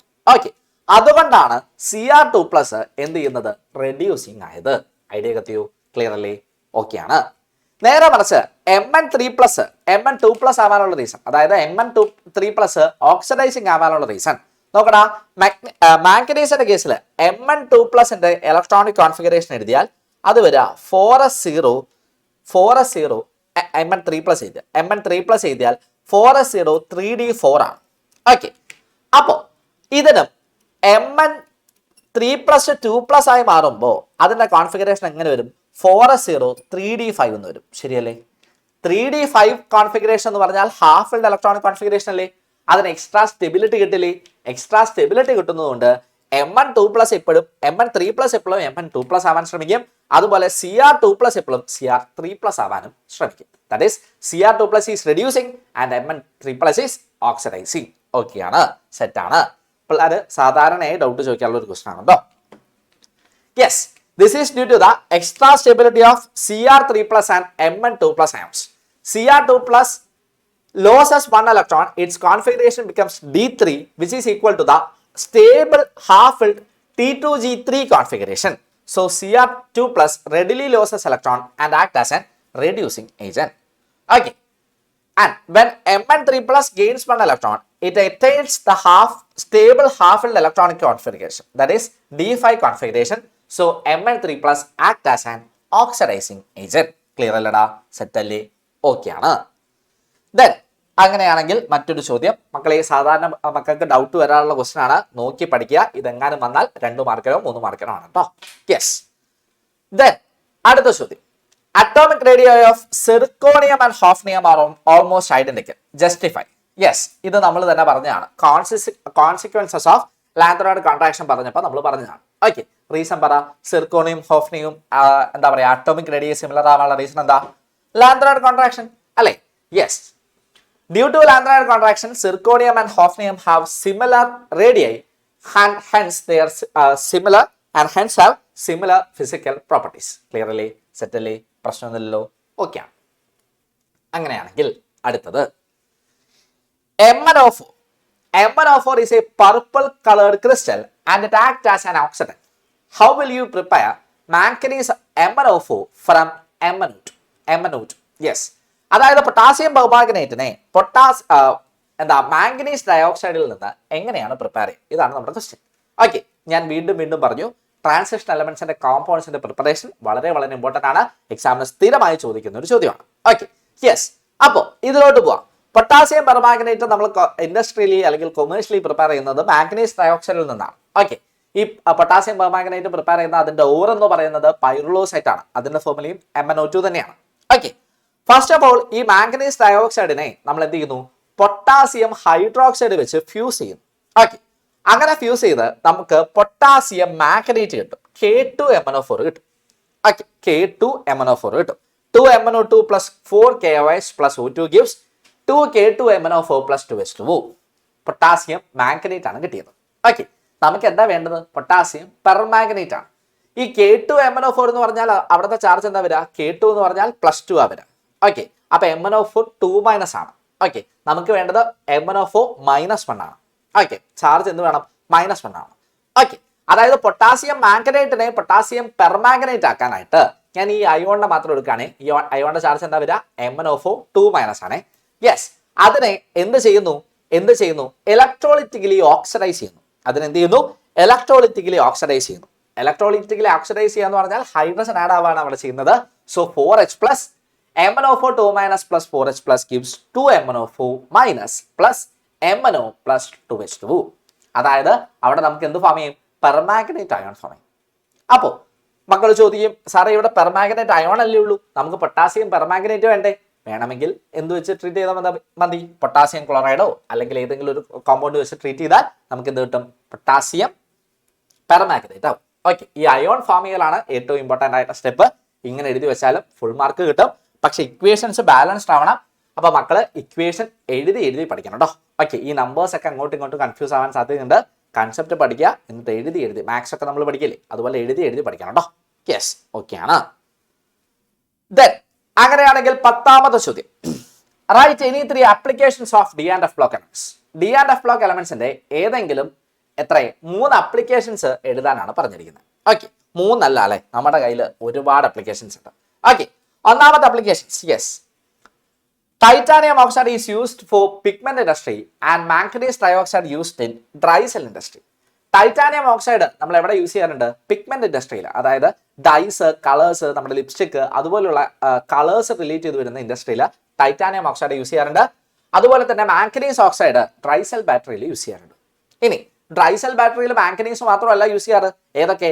Zinc, cadmium, nickel. നിങ്ങളൊക്കെ ഇലക്ട്രോ കെമിസ്ട്രിയിൽ പഠിച്ചിട്ടുണ്ട് അല്ലെ? സിങ്ക്, കാഡ്മിയം, മെർക്കുറി, അല്ലെങ്കിൽ അങ്ങനെ ബാറ്ററീസ് ഒക്കെ പഠിച്ചിട്ടുണ്ട്. അവിടെയൊക്കെ നമ്മൾ യൂസ് ചെയ്യുന്നത് ഇതുപോലെയുള്ള പല ട്രാൻസിഷൻ എലമെന്റ്സ് ആണ്. ഓക്കെ ആണ്. യെസ്, അടുത്തത്, the silver UK coins R A copper nickel alloy. Okay, silver UK coins. മക്കളെ, ഇപ്പൊ നമ്മുടെ കുറെ കൂട്ടുകാരൊക്കെ UK ഉണ്ട് അല്ലെ? ഈ UK യൂസ് ചെയ്യുന്ന കോയിൻസ്, അവരുടെ സിൽവർ കോയിൻസ് എന്ന് പറയുന്നത് ആക്ച്വലി കോപ്പറിന്റെയും നിക്കലിന്റെയും എന്താണ്? ഒരു അലോയ് ആണ്. Then അടുത്തത്, many of the metals and their compounds are essential catalyst in there chemical industry. Okay, chemical ഇൻഡസ്ട്രിയിൽ കാറ്റലിസ്റ്റ് ആയിട്ട് നമ്മൾ മെയിൻ ആയിട്ട് യൂസ് ചെയ്യുക ഈ പറയുന്ന ട്രാൻസിഷൻ എലമെന്റ്സിനെയാണ്. ഓക്കെ, ഏതൊക്കെയാണെന്ന് ഞാൻ നേരത്തെ പറഞ്ഞിരുന്നു. ഹെയ്ബ പ്രോസസ്സിൽ ആരെ യൂസ് ചെയ്യും? ഫസ്റ്റ് ഇതിൽ കൊടുത്തിരിക്കുന്നത് vanadium pentoxide catalyses the oxidation of SO2 in the manufacture of sulphuric acid. Sulphuric ആസിഡിന്റെ പ്രിപ്പറേഷൻ, അതായത് കോണ്ടാക്ട് പ്രോസസ്സിൽ കാറ്റലിസ്റ്റ് ആയിട്ട് ആരെ യൂസ് ചെയ്യാറുണ്ട്? യെസ്, വനേഡിയം പെന്റോക്സൈഡിനെ യൂസ് ചെയ്യാറുണ്ട്. വനേഡിയം പെന്റോക്സൈഡിനെ യൂസ് ചെയ്യാറുണ്ട്. യെസ്, അടുത്തത് TiCl4, that is titanium chloride, is a part of Ziegler catalyst which is used to manufacture polythene. പോളിത്തീന്റെ മാനുഫാക്ചറിൽ ഉപയോഗിക്കുന്ന സീഗ്ലർ കാറ്റലിസ്റ്റിന്റെ ഒരു ഭാഗമാണ് ഏത്? Titanium chloride. Again that is a transition element. Iron catalyst is used in Haber process. Haber പ്രോസസ്സിൽ ആരാ നമ്മൾ use ചെയ്യാറുണ്ട്? ഈ പറയുന്ന അയൺ കാറ്റലിസ്റ്റ് ആയിട്ട് യൂസ് ചെയ്യാറുണ്ട്. അമോണിയ ഉണ്ടാക്കുന്ന പ്രോസസ്സാണ്. N2+3H2 gives 2NH3 അറിയാം. ഓക്കെ, ഇനി ഹൈഡ്രോജനേഷൻ ഓഫ് ഫാറ്റിൽ nickel catalyst enables the hydrogenation of fat. Hydrogenation of fat എന്ന് പറഞ്ഞാൽ എന്താ? നമ്മുടെ ഈ വനസ്പതി ഒക്കെ ഇല്ലടാ, വനസ്പതി, ഡാൽഡ പോലുള്ള സാധനങ്ങളെ പ്രിപ്പയർ ചെയ്യുന്ന പ്രോസസ്സിനെയാണ് ഹൈഡ്രോജനേഷൻ എന്ന് വിളിക്കുക. ആ പ്രോസസ്സിൽ നമ്മൾ എന്ത് യൂസ് ചെയ്യാറുണ്ട്? നിക്കലിനെ കാറ്റലിസ്റ്റ് ആയിട്ട് യൂസ് ചെയ്യാറുണ്ട്. അടുത്തത്, in the Wacker process the oxidation of ethene to ethanal is catalysed by palladium chloride. Okay, അതായത് വാക്ക പ്രോസസ്സിൽ എത്തീനെ എത്തനാലായിട്ട് കാറ്റലൈസ് ചെയ്യുന്നത് ഏതാണ്? ഈ പറയുന്ന പലേഡിയം ക്ലോറൈഡ് ആണ്. ഓക്കെ ആണ്. Yes, and last one, nickel complexes are useful in the polymerization of alkynes and other organic compounds such as benzene. Yes, benzene പോലുള്ള organic കോമ്പൗണ്ട്സിന്റെ polymerisation റിയാക്ഷൻസിൽ നമ്മൾ കാറ്റലിസ്റ്റ് ആയിട്ട് ആരെ യൂസ് ചെയ്യാറുണ്ട്? നിക്കലിനെ യൂസ് ചെയ്യാറുണ്ട്. എന്താ പോളിമറൈസേഷൻ റിയാക്ഷൻ? നമ്മൾ പണ്ട് നിങ്ങൾക്ക് ഒരു ചാപ്റ്റർ ആയിട്ട് പഠിക്കാറുണ്ടായിരുന്നു പോളിമേഴ്സ് ഒക്കെ. ഇപ്പൊ ആ ചാപ്റ്റർ ഇല്ല. പോളിമറൈസേഷൻ എന്ന് പറഞ്ഞാൽ ഒരു ബേസിക് മോളിക്യൂളിന്റെ കുറെ ചെയിൻസ് വെച്ച്, അല്ലെങ്കിൽ കുറെ മോളിക്യൂൾസിന് ഇങ്ങനെ ഒരു മാല പോലെ കോർത്തെടുക്കുന്ന പ്രോസസ്സിനെയാണ് പോളിമറൈസേഷൻ എന്ന് വിളിക്കുക. ആ പ്രോസസ്സിൽ ഒരു കാറ്റലിസ്റ്റ് ആയിട്ട് ആരെ യൂസ് ചെയ്യാറുണ്ട്? ഈ പറയുന്ന നിക്കൽ കോംപ്ലക്സസിനെ യൂസ് ചെയ്യാറുണ്ട്. ഓക്കെ ആണ്. ഒരു പോയിന്റ് കൂടെ പറയുകയാണെങ്കിൽ, the photographic industry റിലൈസ് on the special light sensitive properties of AGPR. നമ്മൾ പണ്ട് ഫോട്ടോഗ്രാഫിക് ഫിലിം ഒക്കെ കാണാറുണ്ട് അല്ലെ? ഈ ഫോട്ടോഗ്രാഫിക് ഫിലിമിലൊക്കെ നമ്മൾ എന്ത് യൂസ് ചെയ്യാറുണ്ട്? സിൽവർ ബ്രോമൈഡ് യൂസ് ചെയ്യാറുണ്ട്. അതിൽ സിൽവർ എന്ന് പറഞ്ഞാൽ എഗെയിൻ ഒരു എന്താണ്? യെസ്, ഒരു ട്രാൻസിഷൻ എലമെന്റ് ആണ്. ഓക്കെ ആണ്. Yes, then assume that you are going to present a seminar on transition elements. Write any 4 important properties of transition elements. Transition എലമെന്റിന്റെ ഏതെങ്കിലും 4 ഇമ്പോർട്ടന്റ് പ്രോപ്പർട്ടീസ് പറയാനാണ് ചോദിച്ചിരിക്കുന്നത്. ഓക്കെ, എന്തൊക്കെ പറയാം? ഫസ്റ്റ് ഓഫ് ഓൾ നമുക്ക് ഏത് യൂസ് ചെയ്യാം? Variable oxidation state. നമ്മൾ നേരത്തെ പറഞ്ഞതാണ്. Transition metal shows variable oxidation state. This is because in these elements d and s electrons have comparable energy. So in chemical reaction along with s electrons, d electrons also participate. Okay, അതായത് ഈ പറയുന്ന D block elements എന്ത് കാണിക്കും? Variable oxidation state കാണിക്കാനുള്ള reason അവരുടെ electronic configuration N-1 ഡിയും NS ഓർബിറ്റിലും. ഈ രണ്ട് ഓർബിറ്റിലെയും ഇലക്ട്രോൺസിന് എന്തിൽ പങ്കെടുക്കാൻ പറ്റും? യെസ്, ബോണ്ടിങ്ങിൽ പങ്കെടുക്കാൻ സാധിക്കും. അതുകൊണ്ടാണ് വേരിയബിൾ ഓക്സിഡേഷൻ സ്റ്റേറ്റ് ആര് കാണിക്കുന്നത്? ഈ പറയുന്ന ഡി ബ്ലോക്ക് എലമെന്റ്സ് കാണിക്കുന്നത്. രണ്ടാമത്തത് മാഗ്നറ്റിക് പ്രോപ്പർട്ടിയാണ്. Transition metal shows mainly two type of magnetic properties, paramagnetism and diamagnetism. Some transition element shows ferromagnetism. Okay, main ആയിട്ട് കാണിക്കുന്ന മാഗ്നറ്റിക് ബിഹേവിയർ പാരാമാഗ്നറ്റിസവും ഡയാമാഗ്നറ്റിസവും ആണ്. പാരാമാഗ്നറ്റിക് ബിഹേവിയർ കാണിക്കാനുള്ള റീസൺ അൺപെയർഡ് ഇലക്ട്രോൺസിന്റെ പ്രസൻസ് ആണ്, നമുക്കറിയാം. Okay, yes. മൂന്നാമത്തെ point, formation of coloured compounds or ions. Most of the transition metals or ions or compounds are colored in aqueous solution. This is because the presence of partially filled d orbitals. Okay, നമ്മുടെ transition elements colour കാണിക്കാനുള്ള reason presence of partially filled d orbitals ആണ്. Okay, അവിടെ excitation സംഭവിക്കുന്നു, ഇലക്ട്രോൺസിന്റെ excitation സംഭവിക്കുന്നതുകൊണ്ടാണ് അവിടെ എന്ത് കാണിക്കുന്നത്? മിക്ക ട്രാൻസിഷൻ എലമെന്റ്സും എന്ത് കാണിക്കുന്നത്? കളർ കാണിക്കുന്നത് കേട്ടോ. ഓക്കെ ആണ്. ആൻഡ് ഫോർത്ത് പ്രോപ്പർട്ടി, നാലാമത്തെ പ്രോപ്പർട്ടി ആയിട്ട് നമുക്ക് എന്താ ചെയ്യാം? കാറ്റലിറ്റിക് പ്രോപ്പർട്ടി കൊടുക്കാം. Transition metals act as a catalyst in large number of chemical reactions. Okay, this is due to their large surface area and their ability to show variable oxidation state. Okay, catalytic property നേരത്തെ വന്നതാണ്. Transition metal എന്ത് കാണിക്കും? ഒരുപാട് chemical റിയാക്ഷൻസിൽ catalyst ആയിട്ട് use ചെയ്യാറുണ്ട്. കാരണം അതിന്റെ ലാർജ് സർഫസ് ഏരിയയും അതുപോലെ തന്നെ ability to form variable oxidation സ്റ്റേറ്റും ആണ്. ഓക്കെ അല്ലേ? സെറ്റാണ്. ദെൻ അടുത്ത ചോദ്യത്തിലോട്ട് പോയാൽ, oxidation number of manganese in KMnO4. Potassium പെർമാംഗനേറ്റിൽ ആരുടെ? യെസ്, മാംഗനീസിന്റെ എന്താണ് ഓക്സിഡേഷൻ നമ്പർ കാൽക്കുലേറ്റ് ചെയ്യാനാണ് ചോദിച്ചിരിക്കുന്നത്. ഓക്കെ, ഒരു വൺ വേർഡ് ക്വസ്റ്റ്യൻ. ഓക്കെ, എങ്ങനെയാ കണ്ടുപിടിക്കുക ഓക്സിഡേഷൻ നമ്പർ? യെസ്, ടോട്ടൽ പൊട്ടാസ്യത്തിന്റെ ചാർജ് എത്രയാ? +1 ആണ്. ഓക്കെ, അപ്പൊ MnO4ന്റെ ചാർജ് എന്ന് പറഞ്ഞാൽ -1 വരും. ഓക്കെ, ഓക്സിജന്റെ ചാർജ് എന്ന് പറഞ്ഞാൽ -2 ആണ്. അപ്പൊ -2 × 4 എന്ന് പറഞ്ഞാൽ -8 വരും. ഓക്കെ, അതിനെ റീഅറേഞ്ച് ചെയ്തെടുത്താൽ മാംഗനീസിന്റെ ഓക്സിഡേഷൻ നമ്പർ എത്രയെന്ന് കിട്ടും? +7 എന്ന് കിട്ടും. ഓക്കെ, ചെയ്ത് നോക്കുക കേട്ടോ, ബൈ ഹാർട്ട് പഠിക്കണ്ട, എങ്ങനെയാണ് അത് കാൽക്കുലേറ്റ് ചെയ്യാനായിട്ട് പഠിച്ചു വെച്ചാൽ മതി. ഓക്കെ, അങ്ങനെയാണെങ്കിൽ അടുത്തൊരു ചോദ്യം, among the following transition elements which one has completely filled d orbital? Completely filled D orbital, ഇതിൽ ആർക്കാണ് കംപ്ലീറ്റ്ലി ഫിൽഡ് ഡി ഓർബിറ്റൽ ഉള്ളത്? ഓക്കെ, ഏതിനാണ്? ഏതൊക്കെയാ options? Silver, titanium, molybdenum, nickel. ഏതാണ്? സിൽവർ ആണ് കേട്ടോ, സിൽവർ ആണ്. സിൽവറിന്റെ ഇലക്ട്രോണിക് കോൺഫിഗറേഷൻ 4d10 എന്നാ വരിക. അപ്പോൾ അതിന് കംപ്ലീറ്റ്ലി ഫിൽഡ് ആയിട്ടുള്ള കോൺഫിഗറേഷൻ ആണ് വരുന്നത്. Okay, yes. And 14th question, potassium dichromate is A very useful oxidising agent. Name the or of potassium dichromate. Explain the preparation of potassium dichromate from sodium chromate. Okay, അതായത് potassium ഡൈക്രോമേറ്റിന്റെ or എന്താണെന്ന് പറയണം, അതുപോലെ തന്നെ അതിന്റെ preparation എവിടെ നിന്ന്? Sodium ക്രോമേറ്റിൽ നിന്നുള്ളതിന്റെ പ്രിപ്പറേഷനും പറയണം. Okay, or ഏതാണ്? ക്രോമൈറ്റ് ഓർ അല്ലടാ, നമ്മൾ കഴിഞ്ഞ ഇതിൽ പറഞ്ഞു. ഓക്കെ, ഇനി സോഡിയം ക്രോമേറ്റിൽ നിന്ന് എങ്ങനെയാ പ്രിപ്പയർ ചെയ്യുക? ആദ്യം സോഡിയം ക്രോമേറ്റിനെ നമ്മൾ സൾഫ്യൂരിക് ആസിഡ് വെച്ച് ആസിഡിഫൈ ചെയ്യുന്നു. അപ്പൊ നമുക്ക് എന്ത് കിട്ടും? സോഡിയം ഡൈക്രോമേറ്റ് കിട്ടും. റിയാക്ഷൻ എഴുതിയാൽ 2Na2CrO4 + 2H+ gives Na2Cr2O7 + 2Na++ H2O. Then the solution of sodium dichromate is treated with potassium chloride. So the orange crystals of potassium dichromate crystallizes out. നമ്മൾ നേരത്തെ പറഞ്ഞാണ് അല്ലെ, സോഡിയം ഡൈക്രോമേറ്റിനെ എന്ത് ചെയ്യുന്നു? പൊട്ടാസ്യം ക്ലോറൈഡ് വെച്ച് ട്രീറ്റ് ചെയ്താൽ പൊട്ടാസ്യം ഡൈക്രോമേറ്റും പിന്നെന്ത് കിട്ടും? NaCl കിട്ടും. സെറ്റ് അല്ലടാ? ഓക്കെ ആണ്. Next question, what is the common oxidation state of lanthanides? കുറച്ച് വൺ വേർഡ് ക്വസ്റ്റ്യൻ. ഏതാണ് ലാന്ത്രൈഡിന്റെ എന്താ പറയാ കോമൺ ഓക്സിഡേഷൻ സ്റ്റേറ്റ്? +3 ആണ്. അറിയാം, simple question, +3. And 16th one, in d block elements, radii of the elements of third transition series are similar to that of second transition series. Give reason. Okay, ഏതാ reason? അതും നമ്മൾ നേരത്തെ പറഞ്ഞതാണ്, ലാന്ത്രൈഡ് contraction ആണ്. And B question, outer electronic configuration of Cu2+ ion is 3d9. Calculated spin only magnetic moment. Okay, അപ്പോൾ Cu2+ന്റെ outer electronic configuration നമുക്ക് തന്നിട്ടുണ്ട്, അതിന്റെ spin only magnetic moment calculate ചെയ്യണം. ഓക്കെ, അപ്പോൾ മാഗ്നറ്റിക് മൊമെന്റ് കാണാനുള്ള equation mu is equal to √n × n+1 n+2 ആണ്.